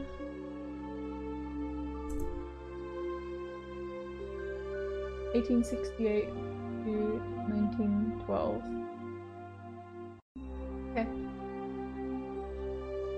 Near the end of the Meiji era, in old Onigafuchi village, a mangled corpse was discovered. The identity of the corpse was unknown. It wasn't even in a state where it could be identified in the first place. It was missing a head and each limb was separated from the body. Skin had been peeled off the entire body and there were markings that implied terrible torture in every place imaginable. Not only that, but the belly had been cut open by a sharp knife with the entrails completely dragged out. The police immediately began an investigation, but since they couldn't even determine the identity of the victim, much less the criminal, finding answers was extremely difficult. Do you understand what it must have been like? I couldn't imagine such a strange sight, even if I tried. This was the first time I was ever thankful for my lack of imagination. The victim was skinned while still alive, underwent all kinds of torture, and was killed brutally. The author here also thinks that even after death, the remains were divided and dissected even further, the epitome of inhumanity. I am of the opinion that the entire process was performed while the person was still alive, though. What do you think, Mayabara-kun? She spoke in a way that intended to make me imagine even more vicious things. As my brain was already far over capacity, however, there was no way I could imagine anything more brutal. Sorry, there's a truck. Then when I broke my gaze from Takano-san's, those strangely shaped weird tools were all around us. I wonder if you could faithfully reproduce the mutilated corpse discovered at the end of the Meiji era with the tools found in this place. I want to deny it. I don't want to admit that something so terrible could have happened at all. Even so, they were so strange, so terrifying, these tools. As if they had seen through my attempt to escape from them, they did nothing but ridicule me silently. So that creepy incident, what was it in the end? The author says that, regarding Onigafuchi village's dreadful customs, they've survived into recent post-Meiji days, and that perhaps they lasted until around the beginning of the Showa period. This corpse at a glance appeared to have been brutally killed after a period of torture. In actuality, however, it was the pitiful sacrificial remains of the man-eater's terrifying feast. The corpse was just leftovers. It was so fantastic, so strange that it didn't feel real. Was this an extension of the legends too? It happened in the Meiji era though, which is just too recent to be called a legend. Also, there's a newspaper clipping right here suggesting it. Okay, but even if it really happened, it was a long time ago, right? I mean, the Meiji era ended 100 years ago. That's all. Only 100 years ago. Besides, it kept happening even after the beginning of the Showa period, like with the uproar around the post-war canned flesh incident. Oh, I apologize. That story was taboo, wasn't it? Takano-san immediately stopped talking as if worried about Shion. Shion briefly looked somewhat angry, but that expression soon disappeared. Huh? Takano-san, what did you just say? Canned flesh? Just then, there was a huge creaking noise. Everyone whipped around to look. It was Tomitake-san, who had opened the door slightly. Did I startle you? Oh, Jiro-san, could you not resist seeing inside? This is a splendid treasure trove of torture devices. I'll pass on that. I'm bad with this sort of thing by nature. Takano-san held her stomach and had to muffle her laughter as if she wanted to make a comment about his masculinity. In any case, the dance and ceremony are over and everyone's going down to the stream. The festival will be over in minutes. Within minutes. Oh, that's no good. My Buttercon is just such a good listener that I couldn't help telling stories. I'd really rather you not mention me in a place like this. Jiro-san, could you wait out front? I want to take a few pictures. There are actually a lot of tools I'd like to bring home, but we obviously can't do that. Takano-san took a camera out of her paper bag and began to snap photographs. Okay, so she has a camera too. She looked like she was having fun, like she was on a scavenger hunt. Ichi-kun, are you leaving too? I've seen enough. Shion, you're good too, right? Let's get out of here. I want some fresh air. I agree. Let's leave. I did feel a bit of hesitation at leaving Takano-san by herself in this darkness. When I thought about it though, I realized that whatever kinds of evil spirits and ghosts lurked in the darkness, none of them could hold a candle to how scary she was. Even if a phantasm were to appear, she'd be overjoyed and flash her camera at it. It seemed like Shion shared my somewhat rude mental images. We exchanged glances and smiled painfully. We left Takano-san there, bathed in her strobe of camera flashes, and decided to go leave the ritual storehouse. Okay, I think this is a good point for me to take a break. I will return shortly. I'm gonna peek, I'm gonna get some tea, and I'll be back. 5 minutes max, probably.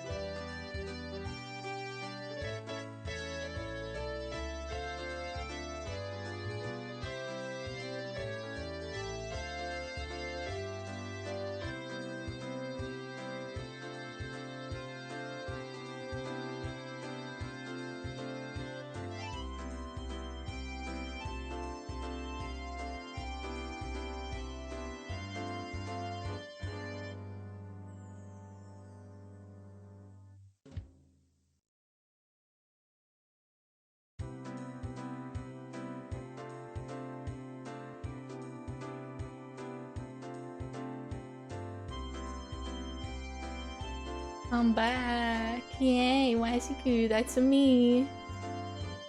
I got myself, I think, cranberry and pomegranate tea? Yeah, still pretty hot though. Let me doink. Alright, man, I really enjoyed that scene in the warehouse. It's interesting. I feel like, I mean, I was thinking about how in the first episode we had Oishi like feeding Keiichi all these stories, making him all paranoid, and now in this one we've got And Takono feeding him stories, making him paranoid. I don't know if Oishi's also gonna show up later. Because I mean, the murders haven't even happened yet. So, like, I guess we'll, yeah. We'll see, we'll see. We'll stretch. I'm really enjoying this game, man. It's so fun.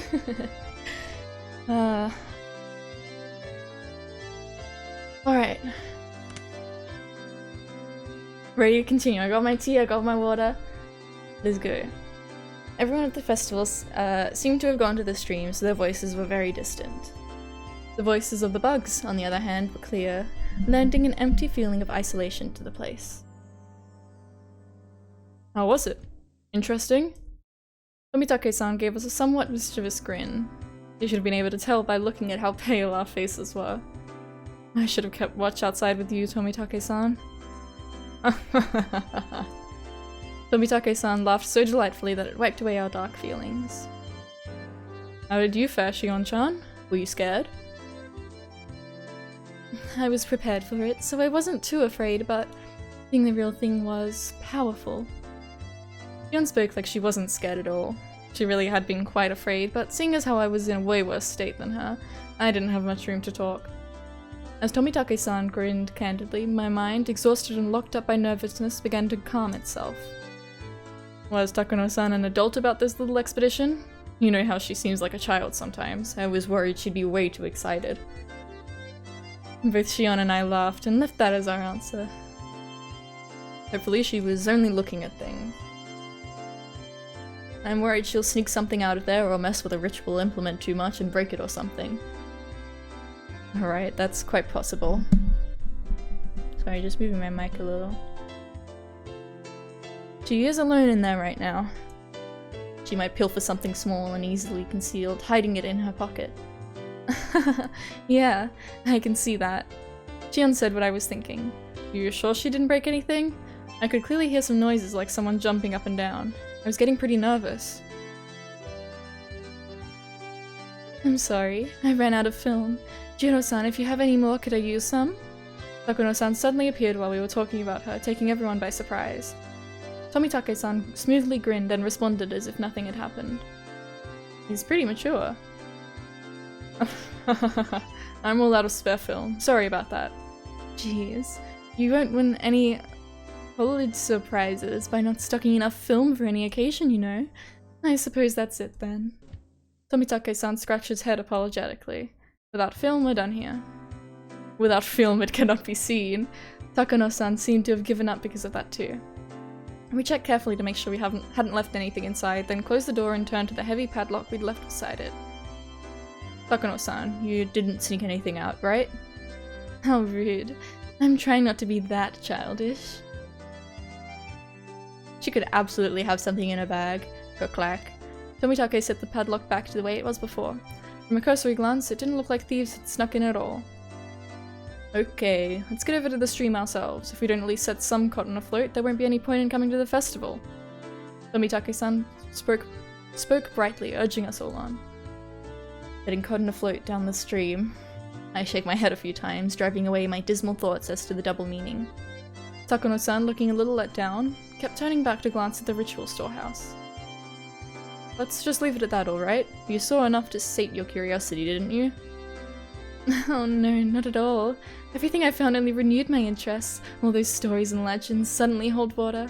After today, I'm going to have to change the way I look at all this. Wow, she's truly indomitable. Her curiosity really is something else. Still interested in all this, through and through.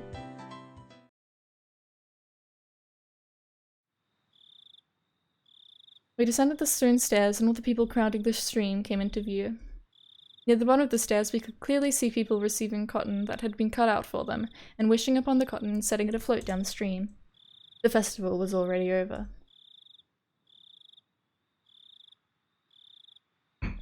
Damn. I missed my chance to photograph the best part of Watanagashi. Oh, but it's not too late. I'm going to go and set some afloat. Perhaps you could take pictures of me? Takuno-san, with an impish expression, brought her head to Tomitake-san's shoulder. Ooh! Despite his age, he looked embarrassed. I felt an honest respect for Tomitake-san, man to man, for dating such a handful of a woman. So they are dating? Goodbye then. Mayabara-kun? Shion-chan? We're going down to the stream. Would you like to come with us? No, I couldn't get in your way. Please take your time. Shion waved her hand to them with an expression just as impish as Takano-san's. Tomitake-san on his part seemed to want us to come, but whatever. Shion gave a big stretch and sat down on the stone steps. I'm pretty worn out. Same here. I'm exhausted too. Kei-chan, this is your first watanagashi, isn't it? You go on. Don't mind me. I'm tired, so I'd like to stay away from the crowd. Yeah, if we were to go now, we'd barely slip into the end of the cotton drifting ceremony. My sister and your other friends might be looking for you too. Go on. Oh yeah, right. And they've been by themselves ever since we got separated. Weren't we gonna do a club activity? Wasn't there gonna be like a big deciding like game at the festival? I'd feel bad if they were looking for me. Then Shion suddenly got a playful look on her face, then put her index finger to her lips as if telling me to keep this a secret. My sister is the type that gets really jealous. If she knew I was hugging you this whole time, she'd never let me hear the end of it. So keep tonight a secret, okay? Keep tonight a secret. Don't say things that are so embarrassing. Not only because of that either. Considering what we were doing tonight, we really need to keep it a secret. Can you guys hear like the police car or whatever? Oyashiro-sama's curse might happen tonight, and we four would be the prime candidates. The loosening threads of tension became taut again. Shion, however, burst out laughing. Alright, I'm gonna get out of here before I run into my sister. I really am tired, so I don't have the endurance to put up with her anyway. I can't tell if you get along with her or not. We get along. Though as she said that, her vague expression explained that there are a lot of oddities in a relationship between twins. I'm an only child, so I don't really get it. Make sure you get along with her, okay? Alright. Thank you kindly for your meddling. Okay, I'm gonna go. You should hurry up if you want to make it, Kei-chan. Watanagashi really is about to end. Shion stood up and brushed the dust off her backside. After watching her do so, I turned my eyes to the final ceremony of the Watanagashi festival below me. Seriously though, what was that sound anyway? It was kind of unpleasant and creepy. Huh? What sound? The sound. You know, the banging noise. It was really loud, wasn't it? I was giving her a blank expression, so Shion stared hard at me. I stared hard at her too. Sorry, Shion. Could you give me the short version? What was making noise?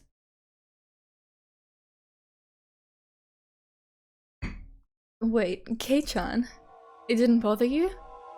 When all said and done, it was like we were speaking two different languages. Shion. Explain it to me without jokes from the beginning, will you? What's this about a noise? Kei-chan, you quit joking around too. Really, honestly, it didn't bother you?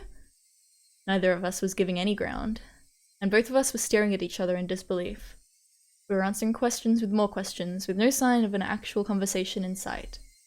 Baffled, I held in the urge to shout at her, and asked politely one more time. I'm gonna ask one more time, okay? I'll ask the questions. Shion nodded silently. Okay, here goes. You said there was a sound. What are you talking about? The banging sound. It was like a kid was jumping up and down on floorboards somewhere far away. It really didn't bother you? There was nothing to be bothered by. When did you hear this? I never heard anything. Wait, Kei-chan, are you serious? Shion, as if she didn't understand my plain and simple answer, pressed me further, her expression serious. I have no clue what she's talking about, but if it has Shion acting like this, whatever it was, it gave me the creeps and sent a chill down my spine. It was while we were looking around the inside of the ritual storehouse with Takano-san, about the time she started her stories, I think it was. Little by little, louder and louder, off and on. We heard a banging sound like a child jumping on distant floorboards. That can't be true. Don't start trying to scare me after all that. I didn't hear anything at all. In fact, it was so utterly silent in there that my own heartbeat was almost deafening.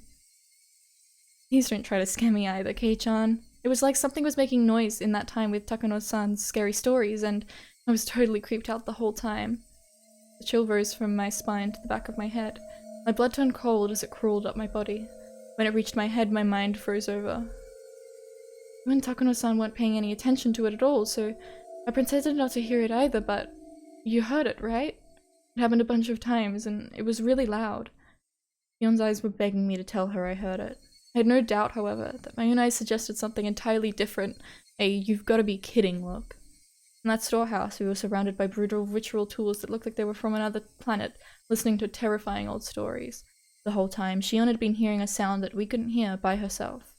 Did that make Shion, who heard it, tremble, or should it make me, who didn't hear it, tremble? I didn't know the answer to that at the time. Okay, theory, Shion's actually a dog and she can hear, like stuff out of the normal, like, human hearing range, and it was a sound that only a dog can hear. Shion dog theory, real. Thank you. For now, Shion seemed to have made that decision before I did.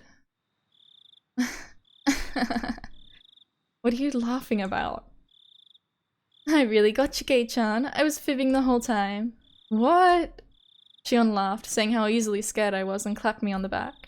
Her smile seemed somehow artificial and actually made me feel worse. Then after leaving me with 2 or 3 generic diplomatic goodbye phrases, she left, almost like she was running away. All I could do was look after her, my mouth agape. At the end of the day, I didn't have a clue what was going on. Shion laughed it off and said she had been lying, but she couldn't possibly have been lying. Shion? Lying? No. Of course not. Now that I think back, Tomitake-san said the same thing, didn't he? Tomitake is a dog as well. I could clearly hear some noises like someone jumping up and down. I was getting pretty nervous. Tomitake-san, the most neutral party present at the time, had said he'd heard something. Then that noise, it was real? The banging sounds. Sounds as though a child was jumping up and down on some kind of floorboards far away. Oyashiro-sama's curse, which happens every year, might happen again tonight. The most plausible victim candidates were Takuno-san, Tomitake-san, Shion, and me.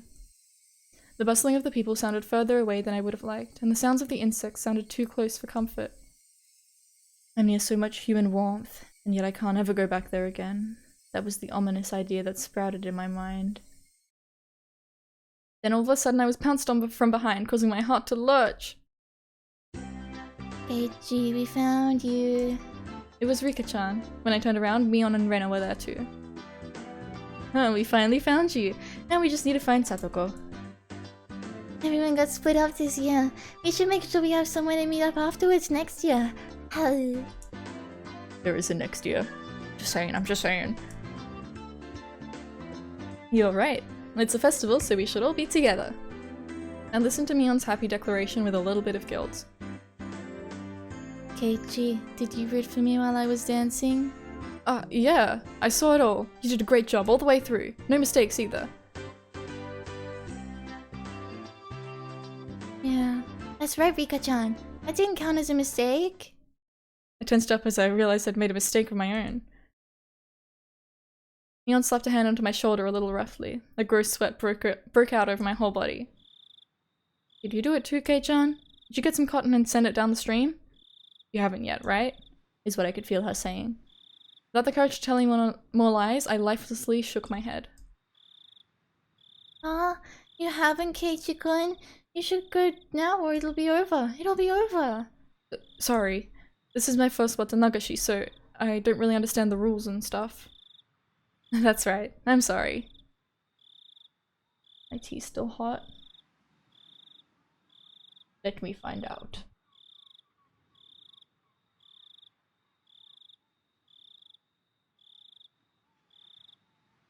Yeah, still a little hot.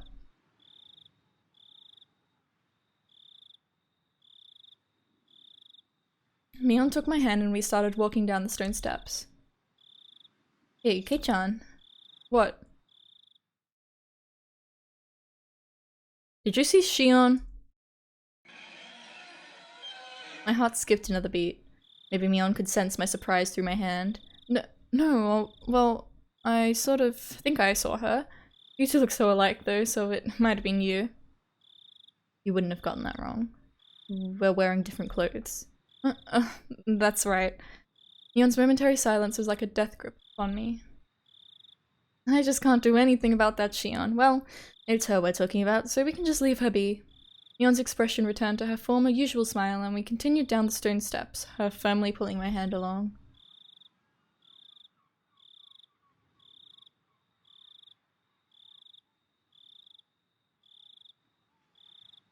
Mion face.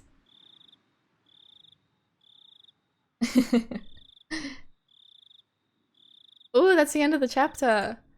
I still want to go a bit longer. So we'll read the tips and we'll get started on the next chapter as well. Okay, from the scrapbook, I'm really bad at Roman numerals, I'm sorry. Can't do them. Watanagashi. The rite of Watanagashi is performed during a village festival every June, even now, but reading back to its origins turns up a seriously sanguine ceremony. Originally, Watanagashi would happen at certain intervals, and after receiving Oyashiro-sama's trust, they chose a sacrifice. Then the entire village would kidnap, demon away, the person, and ceremonially dissect and devour them in a feast.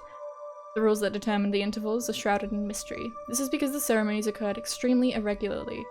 There's a theory that it was determined based on astrological fortune-telling, but it isn't too convincing. The residents of ancient Onigafuchi village firmly believed that they were half-man, half-demon transcendents, and that they were more valuable than humans were, and they forced people within and without to accept that. Perhaps the act of kidnapping and eating people was done to prove that they were higher up on the food chain. This is just a hypothesis, but maybe the rite of Watanagashi was a political event for the purpose of being an outlet for, or outright diverting the attention of, the villagers of the isolated Onigafuchi village, in case any of their complaints or dissatisfactions grew serious. If that was the main reason these ceremonies were held, then it's easy to explain how erratic they were. So yeah, these are I'm like 99% sure these are Takano's notes in her scrapbook.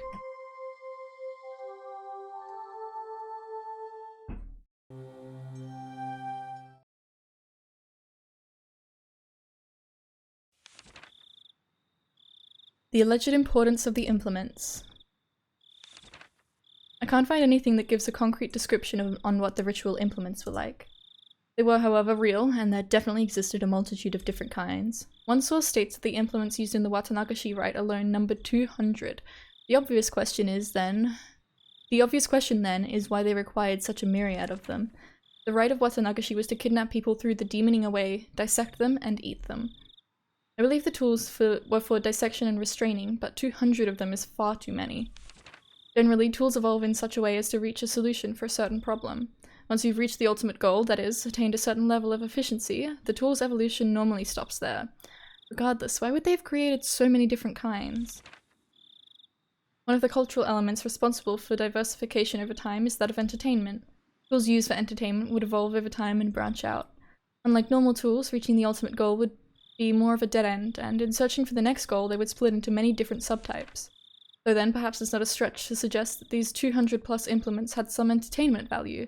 This is just a hypothesis, of course, but maybe the human dissection process was viewed as a type of entertainment. The three families of old would develop one new implement dissection tool after another, and each was varied, novel, and attracted spectators to keep them from growing bored. It's not unimaginable. All of them have to be enshrined within that storehouse. There isn't much longer until the night of Watanagashi. Though its original intent has been lost, I will reveal the secrets of the traditional ceremonial night within the ritual storehouse. I can't restrain my excitement. Watanagashi cannot come soon enough.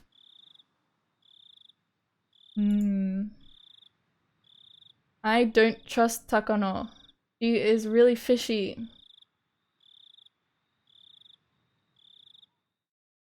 After the festival, this looks like it's at the police station. Late that night, tensions in the police station were strained. In the silence, many of the staff members' eyes shifted back and forth between their clock and their telephones, counting the seconds in that stifled atmosphere. I wonder if we're gonna hear that someone's died. And Kumagaya-kun burst in with a young guy trailing behind him. Oishi-san, oh boy. I've got the autopsy results. The court physician just got here. I'm ready to go, sir. I'll head straight for the burned body's location. Kuma-chan, things have gotten a bit complicated. They appear to be having a very difficult time determining who the victim is. They have been dismembered? Nope. Cooked to a nice light brown. He spoke in sportive tones, but the meaning behind his words was heavy. The staff gave a collective sigh. All the way, head to toe? Completely blackened, it seems. Probably smells terrible too.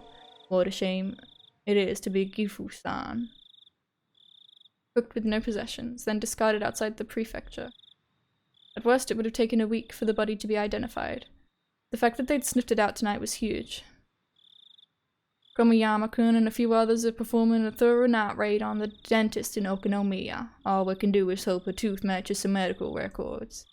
Sorry, could someone go buy me 2 or so boxes of strong cigarettes? The young guy answered in affirmation and darted out into the hallway. Did an excellent job finding it this year. It could be that the people who disappeared in past years were scattered outside the prefecture like this too. Then why not bury them or sink them into the Sea of Japan or Lake Biwa or somewhere like that? Why though? Hasn't the pattern so far been one person dies and another disappears? Kuma-chan, the corpse was inside an oil drum, unrestrained and cooked. They probably burned them after strangling them. They knew it would be found. So what you mean is from the beginning they didn't want a person to disappear this year? Not so much as they just aren't related. The person didn't disappear. In fact, whoever did it seems to have wanted to make a show of it. You mean it could be a warning? He folded his arms, then heaved a long and heavy sigh. That might have been the case had it happened in town. If they'd messed up, taking the victim far away and burning them alive wouldn't have been noticed. If they meant it as a warning, they should have done it closer to Hinamizawa. They wanted to emphasize the fact that they killed the victim, but instead of doing it somewhere for dramatic effect, they did it outside the prefecture. Did they want to emphasize it or hide it? Boy, I do wonder what Oyashiro-sama is up to this year. A telephone ring cut through the heavy silence. A staff member nearby snatched up the receiver. Oishi-san, it's Komiyama. They have it. The dental clinic in Okinomiya... Yes, Okinomiya fixed the wisdom tooth 3 years ago. What about the records? Complete with x-rays. Well, I feel bad for waking up the dentist before dawn. Kuma-chan, get out there as soon as you get the records from Komiyama-kun. Will do. Oh, it's the chief. Thank you for coming out at this hour. Oishi-san, my apologies for my lateness. What's the situation? Well, it's just getting good, you see. We're all getting fired up. Wow. Okay.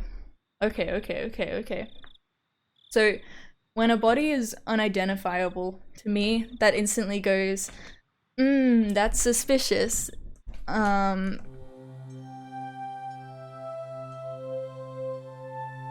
see. We'll see.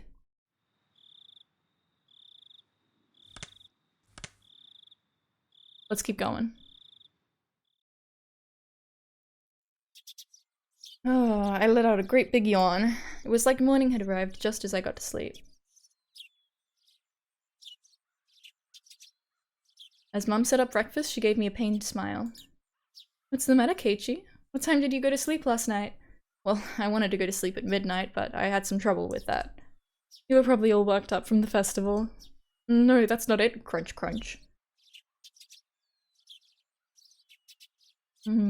He is the perfect temperature now.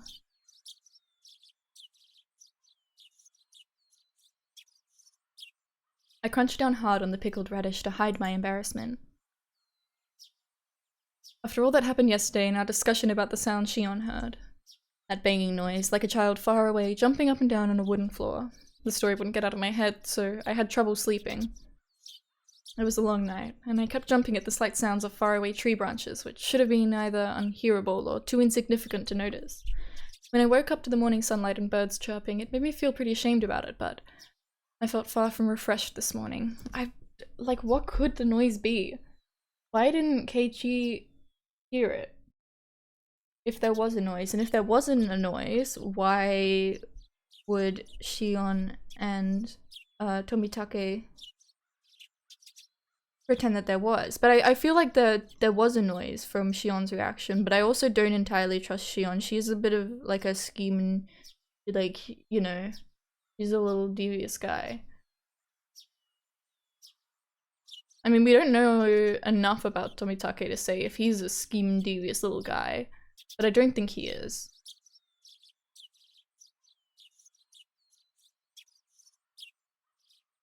Maybe, like, Keiichi thought that the noise was just like his heartbeat really loud. It didn't seem to bother Takano, but like that's I wouldn't put it past her, you know? She'd be chill with anything. Keiichi-kun, good morning. Aw, Keiichi-kun, your eyes are all red. Why is that? Why? Oh, hey, good morning. I didn't get much sleep last night, so I'm sleep deprived today. The festival yesterday was a lot of fun. Rena's excitement took a long time to go to sleep, so I took a long time to go to sleep too. To sleep!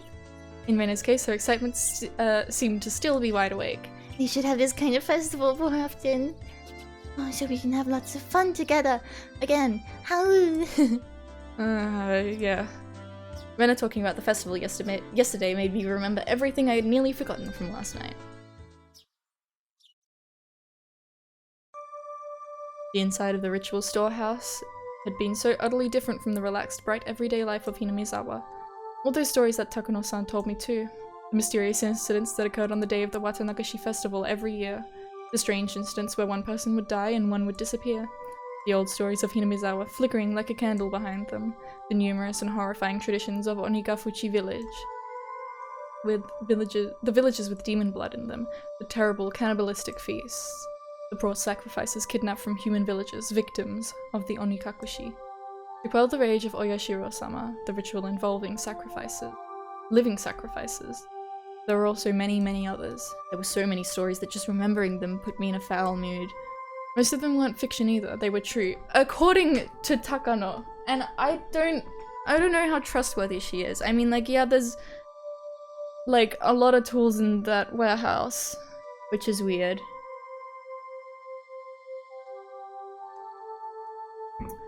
But I'm not completely sold on all of it.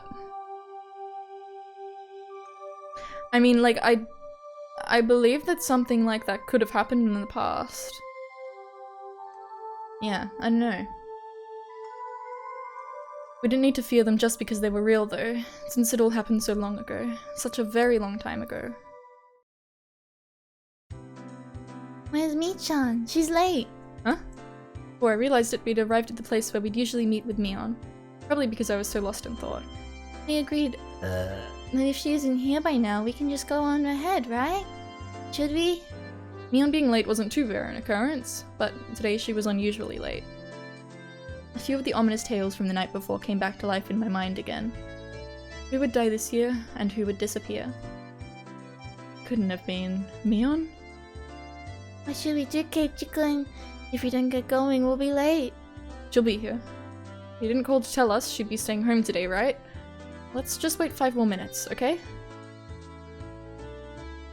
Reina looked at her watch and seemed a little worried, but then she nodded with a satisfied smile. If we had to wait 5 minutes, we'd have to run as fast as we could to school or we'd be late. As soon as I thought that, we spotted Mion running towards us out of breath. Mi-chan, you're late. You waited? You should have just gone on ahead. Mion was breathing heavily and her face was all red. Her house was right down this road, wasn't it? It wasn't far enough away for her to end up like this, was it? Mi-chan, are you not feeling well? Huh? Now that she mentioned it. Rena pushed Mion's bangs away and put her hand to her forehead. Rena, your hand is pretty cold. Mi-chan, you're a little bit warm. That's no big deal. Give it half a day and I'll be fit as a fiddle. Are you really okay? You don't have to push yourself, you know. Okay, Mion being potentially unwell makes me worried because Keiichi was feeling unwell. And then he started really getting paranoid and shit.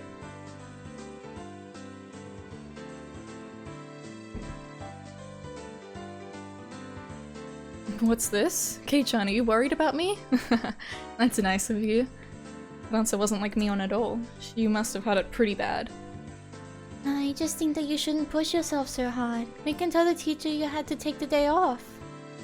I'm fine. I took some medicine. I think it's already working. Mion forced an energetic expression onto her face and flexed her biceps at us. Okay, then let's go. Don't overdo it, but of course there's the time. Wow, oh, we need to run there or we won't make it.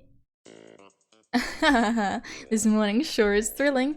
Maybe it's just what I need to shake off this slowness. Let's run. Hey, wait, you're sick. Don't go overboard. Mion began to run vigorously anyway. Mi-chan is older than us, right? She knows her own body better than anyone. I decided to leave it at that and assume she was fine. Great, then we should get going too. We began to run after Mion. Very, like, harsh stuff with the music. Sudden. The school looked the same as always. The hours passed listlessly and my lack of sleep took its toll. If there was a sport where people competed by sleeping, I'd be world champion right now. The trick to overcoming this sort of dangerous situation was to hold your pencil upside down. Why, you ask? So you don't draw strange patterns all over your notes while half asleep. If you were holding a pencil upside down, that wouldn't happen, would it? Bump bump bump, bump bump bump. Something that felt like an eraser hit me in the head 6 times. Ow, ow, what was that for, Satoko? I haven't done a single thing. Who else would play a prank on me like this? Oh, it was chalk, not an eraser. Eh? Behind me, like a female outlaw might hold razors, was the teacher's shadow, holding 3 pieces of chalk in each hand. Rumble, rumble, rumble. Mayabara-kun, go and wash your face. Right, gladly. That alone was enough to wake me up, but I flew out into the hallway as if shoved out by the pressure exuded by the teacher's sheer power. If I was going to wash my face anyway, then I would rather use the sinks out front, rather than the ones in the dark restroom. Thinking that, I left the hallway and went to the entrance. The sunlight was strong, so strong you wouldn't think it was June. I turned the faucet, and with a lifeless bubbling noise, lukewarm water came pouring out.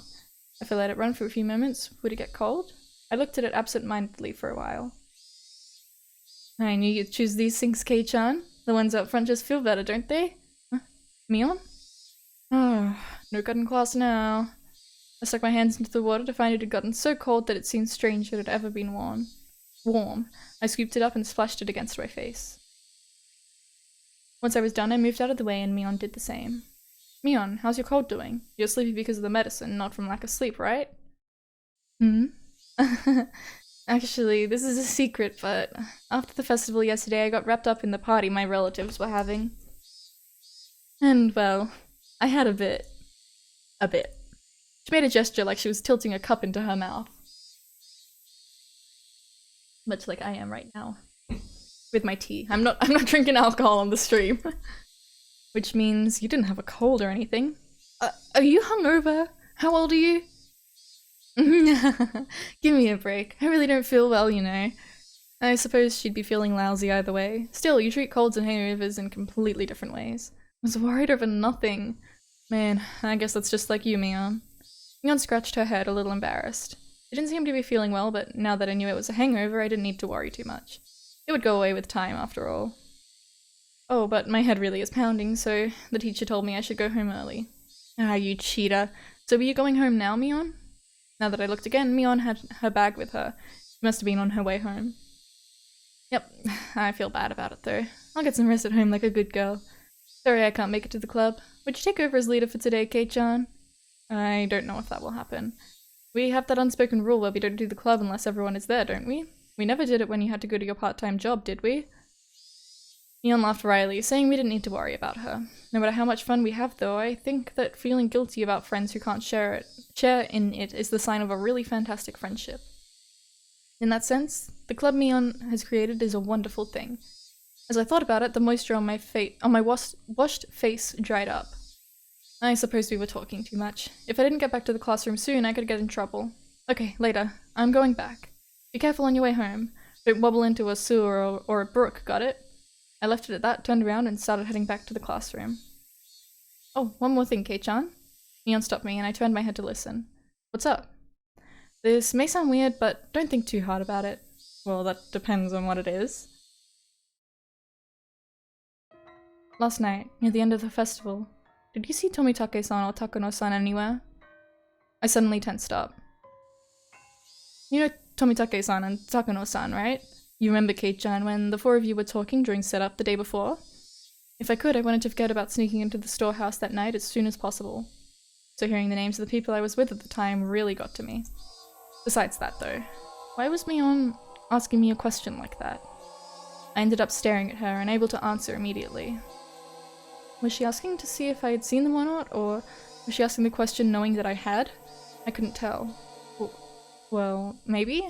I might have seen them around, I don't know. My vague response was clearly not to Mion's liking. What answer was she expecting from me? There was no way for me to know. I see. Then, one more question.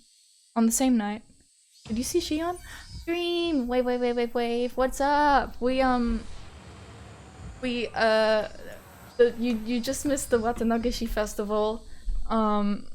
Main point is that we, ended up sneaking off with Shion, and you what? You what? A Nagashi? We ended up sneaking off with Shion, and we saw Tomitake and Takano breaking into the like warehouse storage thing, and so Shion and Keiichi and like went in with Takano, and Tomitake waited outside, and Takano told us all these like stories about Hinamizawa's history, and yeah, true. So true. Yeah.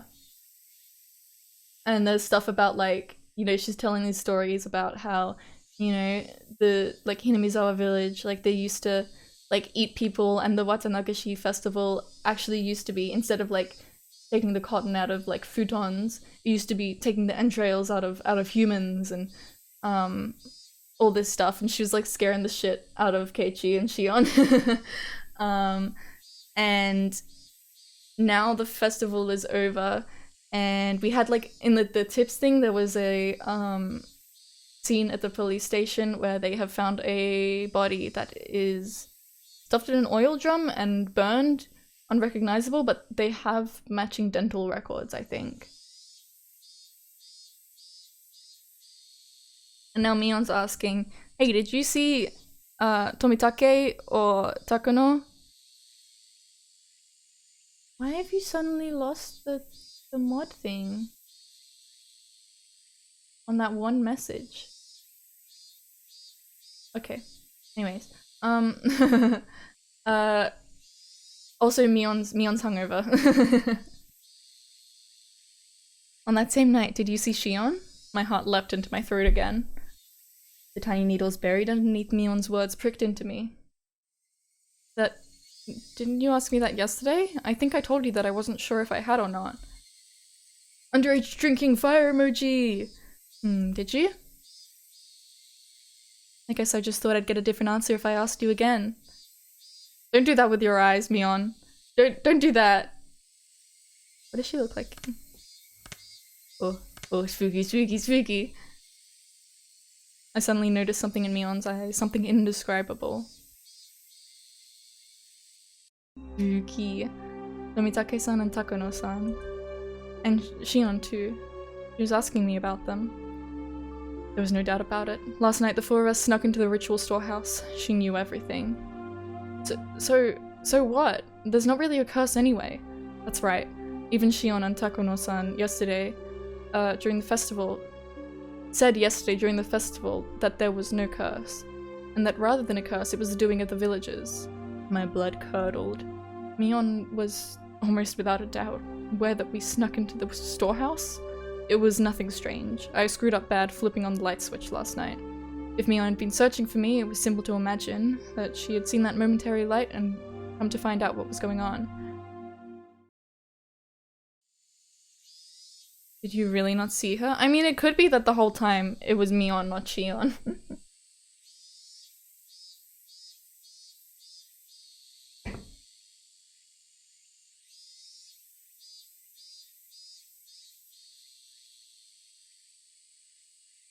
Oh, very good.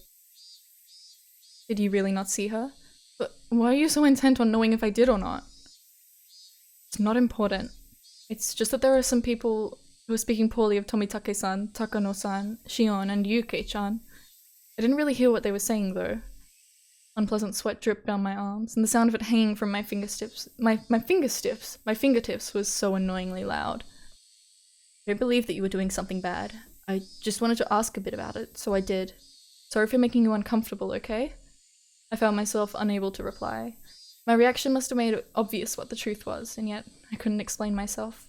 Kei-chan, you weren't with Tomitake-san, Takano-san, or Shion, right? Yeah. I finally wrung out an answer between ragged breaths. Mion's expression softened a little. That's good. I'll have to tell them.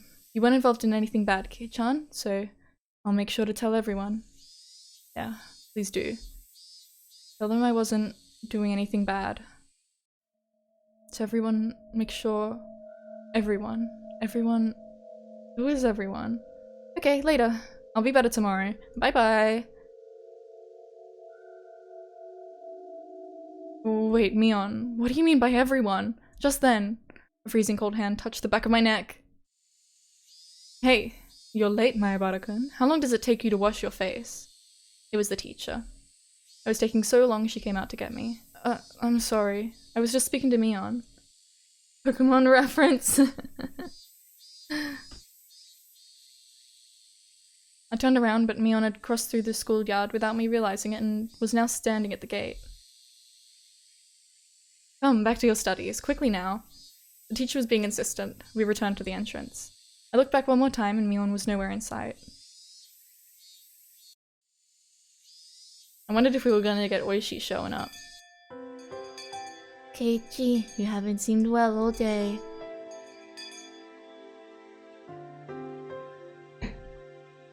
It's clearly because you had far too much fun yesterday. Oh, yeah? I don't want to be told that by the one who got lost. Your face is all red and you were nearly crying.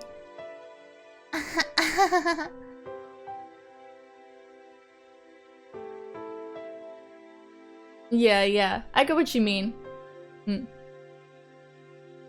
Satoko-chan was so cute last night. How? My friends did their best to try and cheer me up, but it didn't lighten my mood. Was it far worse than I thought? Had I really done something that terrible last night?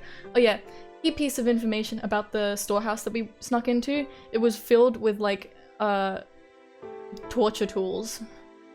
Basically.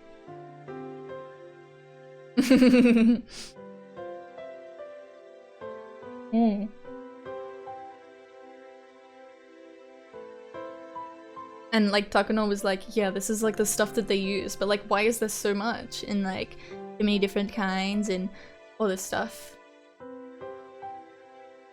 These thoughts remained with me for the rest of the day. Bye, Keiichi-kun. I'll see you tomorrow. By the time I realized it, I was in front of my own house. Mi-chan had a cold, right? Did you have a cold too, Keiichi-kun? Would you? This Keiichi, like, kind of feeling like time is going fast or like slow and all this stuff. I don't know if it's just the like writing style, like emphasizing things, or if this is like a sign that like he's got some kind of illness that, say, for example, would make him rip out his own throat. Like, if this could be the start of that. I don't know, it's just something that I've been noticing. Huh? I'm fine. I may look scrawny, but I've never missed school because of a cold. Both you and Mi-chan didn't look so good today, though. Thanks for worrying about me. I'm fine. Idiots don't catch colds, remember? Rena smiled, then waved to me and left. Whew.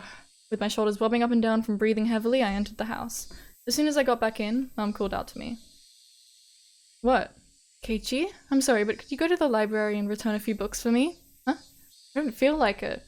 Your dad and I have to wait inside the house for a phone call right now, so we can't leave. I need to return them today. Could you please do it? Sheesh. Did it have to do with Dad's job? No point in arguing if they bring that up. I guess so, but I don't know where the library is. Oh, you don't? It's a little bit past Okinomiya Station. Just then the phone rang. My parents' faces immediately turned grim. Mum snatched up the receiver. Hello, Mayabata speaking. I'm sorry? Yes, he's right here. Then she thrust the receiver at my face. It's for you, Keiichi. Didn't take too long, okay? I tried to ask who it was from, but asking the person on the phone directly would be faster. Hello?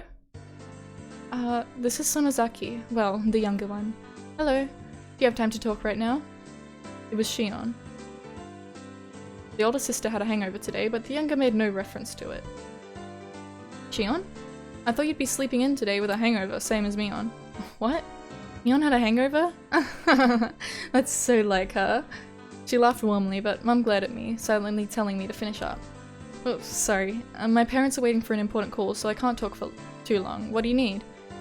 There's something I wanted to talk about, but if we can't talk long, I guess that's that. She sounded a little disappointed. What would Shion want to talk to me about? Now I was interested. Then how about we meet in person? If you could show me where the library is too, that would be great. You mean the public library near the station? Yes, that's fine. I go past there on my way to work anyway. Okay, then you know where I usually meet up with Mion? At that intersection where the small path from the Sonozaki house splits. Oh, Kei-chan, did I not tell you? I don't live at the main house, I live in Okinomiya. If we could meet by the ticket machines at Okinomiya station, that would be great. Main house? Living in Okinomiya? Now that she mentioned it, it's always seemed like the Sonozaki sisters weren't communicating. They live in different houses? Also, now that she mentioned it, Rena said she'd never met the younger sister despite going over to play sometimes. Let's meet at the station then. I'll go there right away. Bye! I set the receiver down, and Mum immediately thrust a large pile of library books in my face. 6 volumes of long-form mystery novels. Mum had her own hobbies. Thank you, Keiichi. Be back by nightfall. Got it. Okay, I'm going. I supposed I'd be changing my clothes and grab my bike. I supposed I'd change my clothes and grab my bike key. Okay, makes sense. I climbed the stairs to my bedroom. Okay, I want to have a quick pee break, and then I want to continue. I want to go for a little bit longer. Just a little bit. I'll be back in.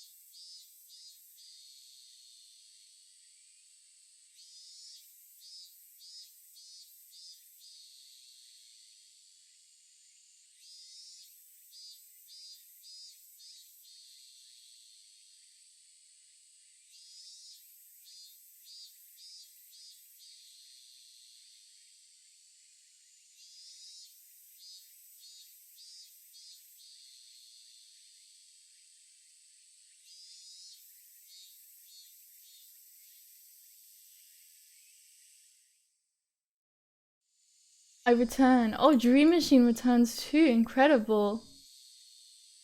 Amazing. Okay, let's continue. I wanna... yeah. I wanna get to a good stopping point. I wanna go a little bit further. We will see. Okay. Shion had been waiting for me already, so meeting up was a smooth process. Oh, wow, Mion never keeps her appointments. I mean, honestly. Making my sister the standard for everything will get you in trouble.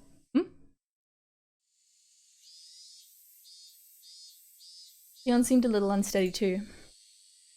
Why is my mouse doing a thinking? Okay. She was drinking with me on last night, wasn't she?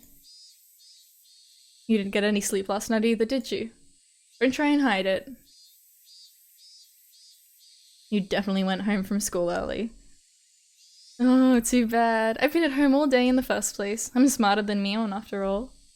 Hey, I don't think you can call playing hooky smarter. You should finish your errand first. We don't have that much time. We're going to the library, right? Yeah, thanks. My mum had to return some books by today. Is the library far? No, it's really close by. As she said that, we spotted the signboard for the library almost immediately. If it was this easy to find, then I guess I didn't need Shion to show me where it was after all. We rode around a bend and the building was right there. Shishibone Public Library. We lived in the country, so I hadn't expected too much, but it was pretty big. The first floor was actually a government office, so the library was only on the second floor, but it still looked large enough to fit a decent collection of books. We passed through the automatic doors and were greeted by the cool breeze of an air curtain. The cicadas had been loud outside, but it was quiet inside the library. The air conditioning inside was keeping the temperature at an ideal level for the books, which had that mildewy smell unique to old paper. I guess every library is basically the same. There was one difference. It was that people studying for tests weren't taking up all the seats. I was one of those people, but now that seemed like a distant memory. Deep library experience. Although I have books I'd like to return. The librarian went through the process of checking them in, and then returned my mum's library card. Jion was going around the bookshelves with a deeply interested look on her face, like she wasn't the type who went to libraries very often. Sorry for the wait, I'm all done. Libraries sure are nice and cool, aren't they? I want to work in a library one day. Don't know whether to call that boring or dependable. It's a pretty small dream compared to your sister. Mion would definitely want to be a hardworking employee for an international trading company, or some other crazy job that involved her running all around the world. Every library around here is like this one-to-one, yeah. Compared to that, what Shion said is pretty heartwarming. Well, we need to keep our differences dear to us. We're not copies, we're two different people, called Shion and Mion. Twins have a lot to think about, huh? Still, it sounds like fun. I don't have any brothers, so there's just me and my parents at my house. It can get a little uncomfortable. It's the same for me. I don't live with Mion after all. Oh right, she said something like that, didn't she? Why though? Sisters living apart is unusual. We were getting tired of talking while we were walking. We ended up going to the lounge area, which was vacant, and continuing the conversation. Yes, Mion lives at the main house, and I live in Okinomiya. What do you mean by main house? You make it sound like your nobility. It's just the main house, the Sonozaki family's main house. Mion's the successor, so she lives with Nana and apparently studies all sorts of things as preparation to be the head of the family. Mion, the head of the family? It kind of fit her personality, but kind of didn't too. Kei-chan, you just moved here, right? This will sound like I'm boasting, but we of the Sonozaki family are kind of personages around here. What is... Siblings living apart forever, yeah. Personage. Personage. Okay, important person. Kind of personages around here. A weird... What? Huh? Seriously? The word personage didn't really match the extremely sociable air that Mion and Shion gave off. From what Shion explained... Text-to-speech jump scare. There's been like at least... Like I think that's like the third time I've done that this stream. Is it really loud? I'm sorry.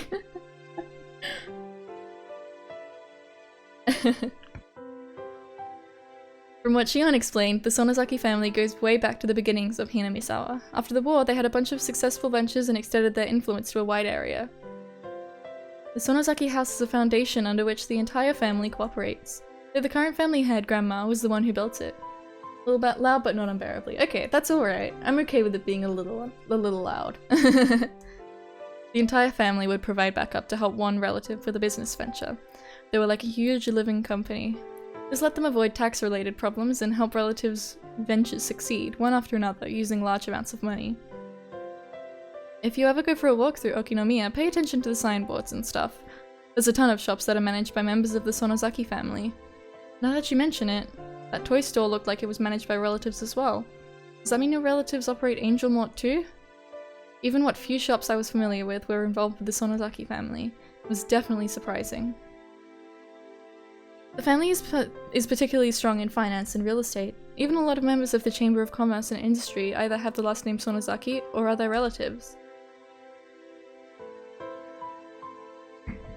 There are Sonozakis in the city council and the prefectural assembly too, since they have the Okinomiya area giving them strong electoral support. Wait a minute, this is all escalating pretty quickly. The relatives operate shops in downtown Okinomiya, and they're especially strong in finance and real estate. On top of that, a lot of those in the Chamber of Commerce and Industry are relatives, and there are even people elected to local offices. That's exactly what she said. So then, the Sonozaki family, it's pretty famous in this area? And I'm here now! Fuck off! Oh my god! You can just butt in like this, Oishi. Yes, it's crazy. All of a sudden, a cigarette-smoking, overweight old man interrupted our conversation. Wait, I know this guy. Hello, good afternoon. Are you on date today? He's always appearing, yeah, seriously. He needs to stop doing that. He needs to have, like, a bell, like, on his tie, like a cat does. We always know when he's approaching. Ah, what I would give to be young again. If you thought we were on a date, then why are you bothering us? Oishi-san. That was it. He was Oishi-san, a police officer. I thought it was this person who came to my rescue when I got involved with those delinquents before. Now that I thought about it, Mion didn't seem to like him very much. No, I apologize. I heard a familiar voice, so I came over to see. Oishi-san laughed coarsely, not showing any sign of giving up. As Shion watched him do so, I didn't feel the same sense of malice from her as I had from Mion. My Bada-san, right? You're one tough guy, two-timing the Sonozaki sisters, are you? No, I'm not two-timing anyone. The Japanese title for Despicable Me is quite extravagant. Oh, please share with the class. Please do. I turned around to look at Shion and plead for help, but she grinned and maintained her silence. Her gaze wandered. She looked at the clock. Phantom Thief Guru of the Moonkeeper. Oh my god, that's so awesome! Holy shit! That's epic! Phantom Thief Guru.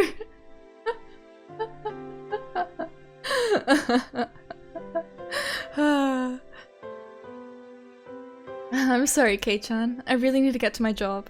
Huh? Oh, did you? Wait, didn't Shion have something to talk about today? Oh, this weird man is here though. Yep, I'll see you later. Oh, I'll give you a call after I'm done. It'll be okay to call at night, right? Yeah, probably okay. Then I'll talk to you later tonight. Bye! Shion left so fast she was practically running. Oishi-san was waving at me with a grin. Felt like I'd been left here as bait so she could get away. Maybe she was lying about having to go to work. You're quite the big shot being so close to the Sonozaki daughters. Maybe I should rethink how I talk to you too. Hoo hoo hoo. Oishi-san put a coin in a vending machine, and as he said something a bit... I'm gonna start over. Oishi-san put a coin into a vending machine as he said something a bit appalling. Is iced tea okay with you? Do you want milk in it? Huh? Oh no, I put some in then, alright. Here you are. He handed me a cup of tea filled to the brim with ice as I looked on absent-mindedly. I think I'm obligated to have a guy like this buy me a drink, but he did get it for me, so I'll thank him. Was Oishi-san just killing time? We didn't know each other well, but he still engaged me in conversation about all sorts of dumb things. When I thought back to how I talked with Shion, this seemed like a total disaster. Mabata-san, how much do you know about Sonozaki-san? That's so awesome. Other than what I heard just now, nothing. Until then, I hadn't known anything about either Mion or Shion other than the fact that they were interesting. I really did only just learn that she was the daughter of some prestigious family. The Sonozakis are a Yakuza group with this entire region under their thumb. Plus, her father is a high-ranked executive in the Yakuza Association. Did you know that? What? An executive? Have you ever seen where Shion-san lives? The very picture of a gang boss's house, protected by high walls, barbed wire fence, and security cameras. If you have the chance, you should go and visit her. They're in the Yakuza? Okay.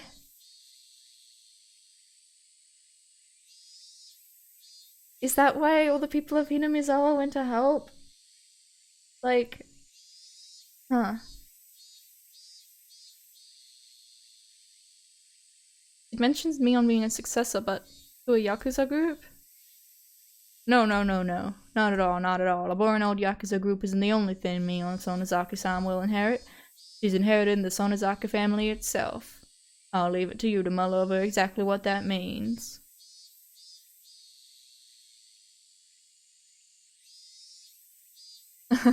That's a good dream.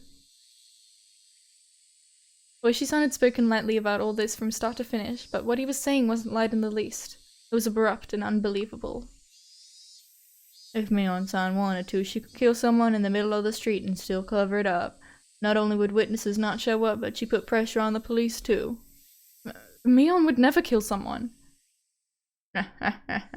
She wouldn't. I'm just speaking hypothetically.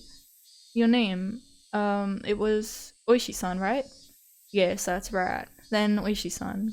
Whatever family Mion comes from, it doesn't change the fact that she's the best friend I could ever have, and I'm proud of that. Aww. Don't appreciate people speaking ill of her. I let my quiet anger show through my gaze as I stared at him. Of course, I could never seem to tell what he's thinking, so I didn't know if it had any effect. Then let me be frank. If Mion-san was suspected of a handful of incidents, what would you think? Suspected? Incidents? You can't just say terrible stuff like that on a whim. There would be a misunderstanding, of course. Mion may say some dangerous things, but she's not the kind of person who would do something so awful. Mahabara-san, keep your voice down. We're in a library. Oishi-san shushed me, but in a state of heightened excitement as I was, I wouldn't be calmed so easily. Please calm down. As I said before, the Sonozaki family holds a lot of power in this region, for better or worse. So if anything happens, they would immediately be suspect. I'd appreciate it if you understood that. Well, I knew what Oishi-san is trying to say. Combining it with what Shion told me before, the Sonozaki family is huge and controls everything from Hinamizawa to Okinomiya. Mion, meanwhile, is its successor, who apparently holds strong influence over the entire family. Still, that's all? That's the only reason they're suspecting her? I'm just doing my job here, not to doubt Mion-san of anything, but to clear up suspicions surrounding her. Please think of it like that. He could talk a dog out of a meat truck. He was the definition of a shrewd, unfair adult. At this point, I began to think that it was no coincidence I'd met him. Oishi-san, do you need something from me? Yes, I do. Keiichi Mahabara-san. He answered in an absent tone of voice. Mion's being suspected of something and you came to hear from a friend of hers, me. Is that it? No, that's not it. I didn't come to talk to a friend of Mion Sonozaki-san. I came here to talk to Keiichi Mahabara-san. It would probably have bothered you had I visited your house. Me? What do the police want with me? Having realized this faked coincidental meeting had me as its target, my mood immediately turned foul. Nah, ha. You don't need to be so tense. Calm down and just answer a few questions. Am I being questioned? Let's call it a chat with a guy you happen to run into. Woo-hoo-hoo-hoo. Oishi-san freely suggested that I relax. He's so shady. And that said, behind his eyes was a light, which I could only see sometimes, that was sharp as a hawk. If I tried in vain to run away, he might actually take me in and bring me to an interrogation room or something. That was an undoubtedly unpleasant thought. You had a roaring good time at the Watanagashi festival last night, didn't you? Don't beat around the bush, please. I can't do small talk right now. Last night during the festival. Did you see Jiro Tomitake-san and Mio Takano-san? Gulp.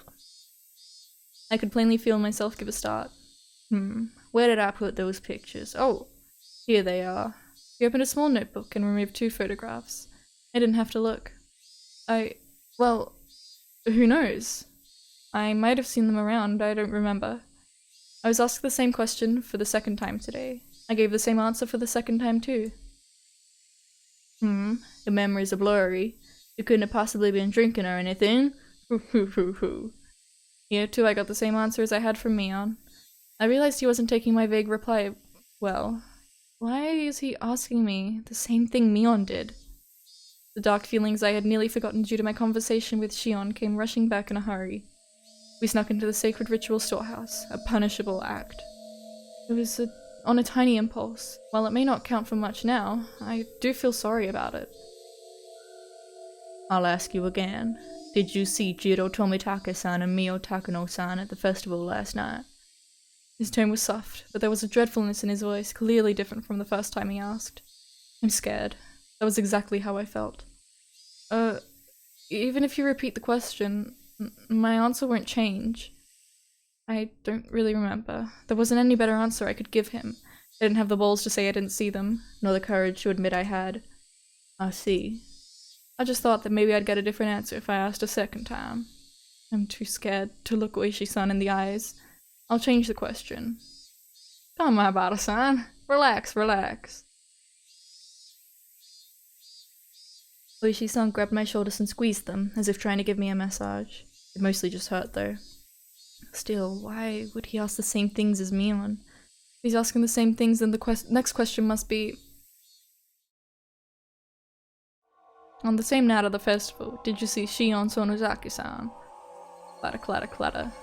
I wondered what that sound was, and when I looked down I saw that it was the unmelted ice in the cup I was gripping in my hands. My hands were trembling, rocking the ice back and forth. Realizing that, I hastily put the remaining ice in my mouth and crunched down on it. His belly or his bust? It's up to interpretation. Whatever your heart desires, truly.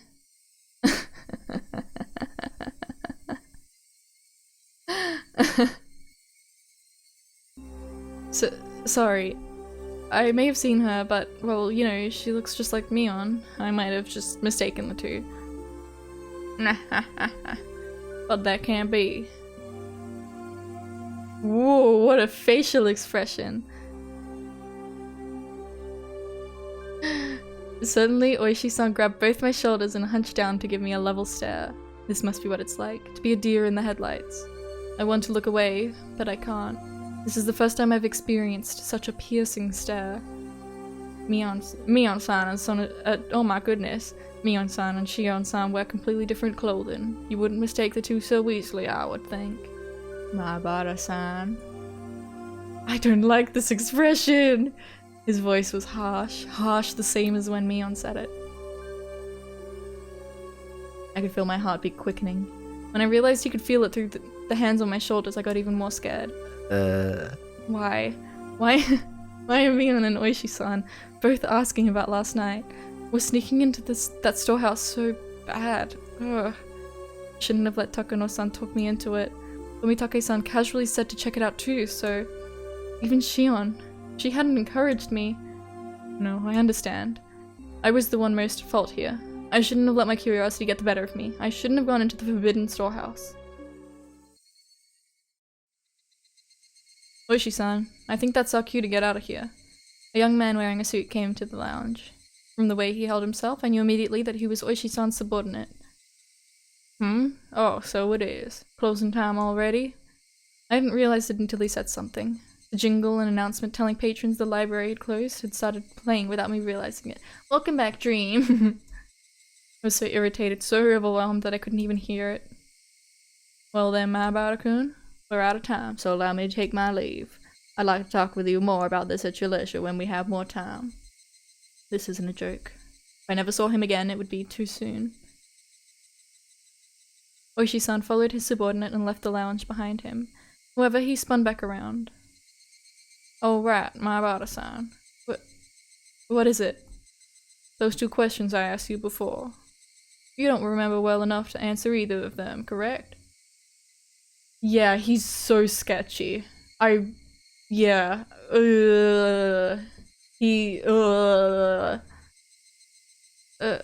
Right. Just so you know, you saw them all yesterday. You were walking along, the four of you, having quite a pleasant time, near the stone steps. Yeah, they really did. The way that he just, like, corners people while acting like it's no big deal. It's really scary. Yeah, the intimidation. Yeah. It's like he can just do whatever. It doesn't matter. He's a cop. Like, you know? He's gonna get the results he wants. Like, no matter what. Like, with those those kids, the thugs that, like, with the bikes, he gave them alcohol while questioning them so that they couldn't, like, if they went on the bikes and rode off, he could, like, charge them with drunk driving. Like, he's real shady.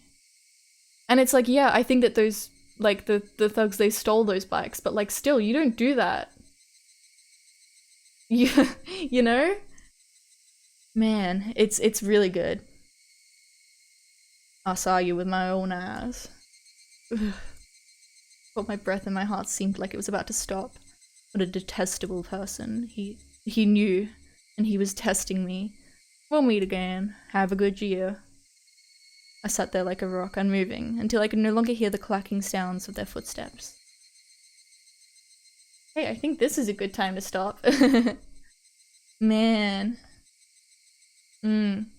Yep.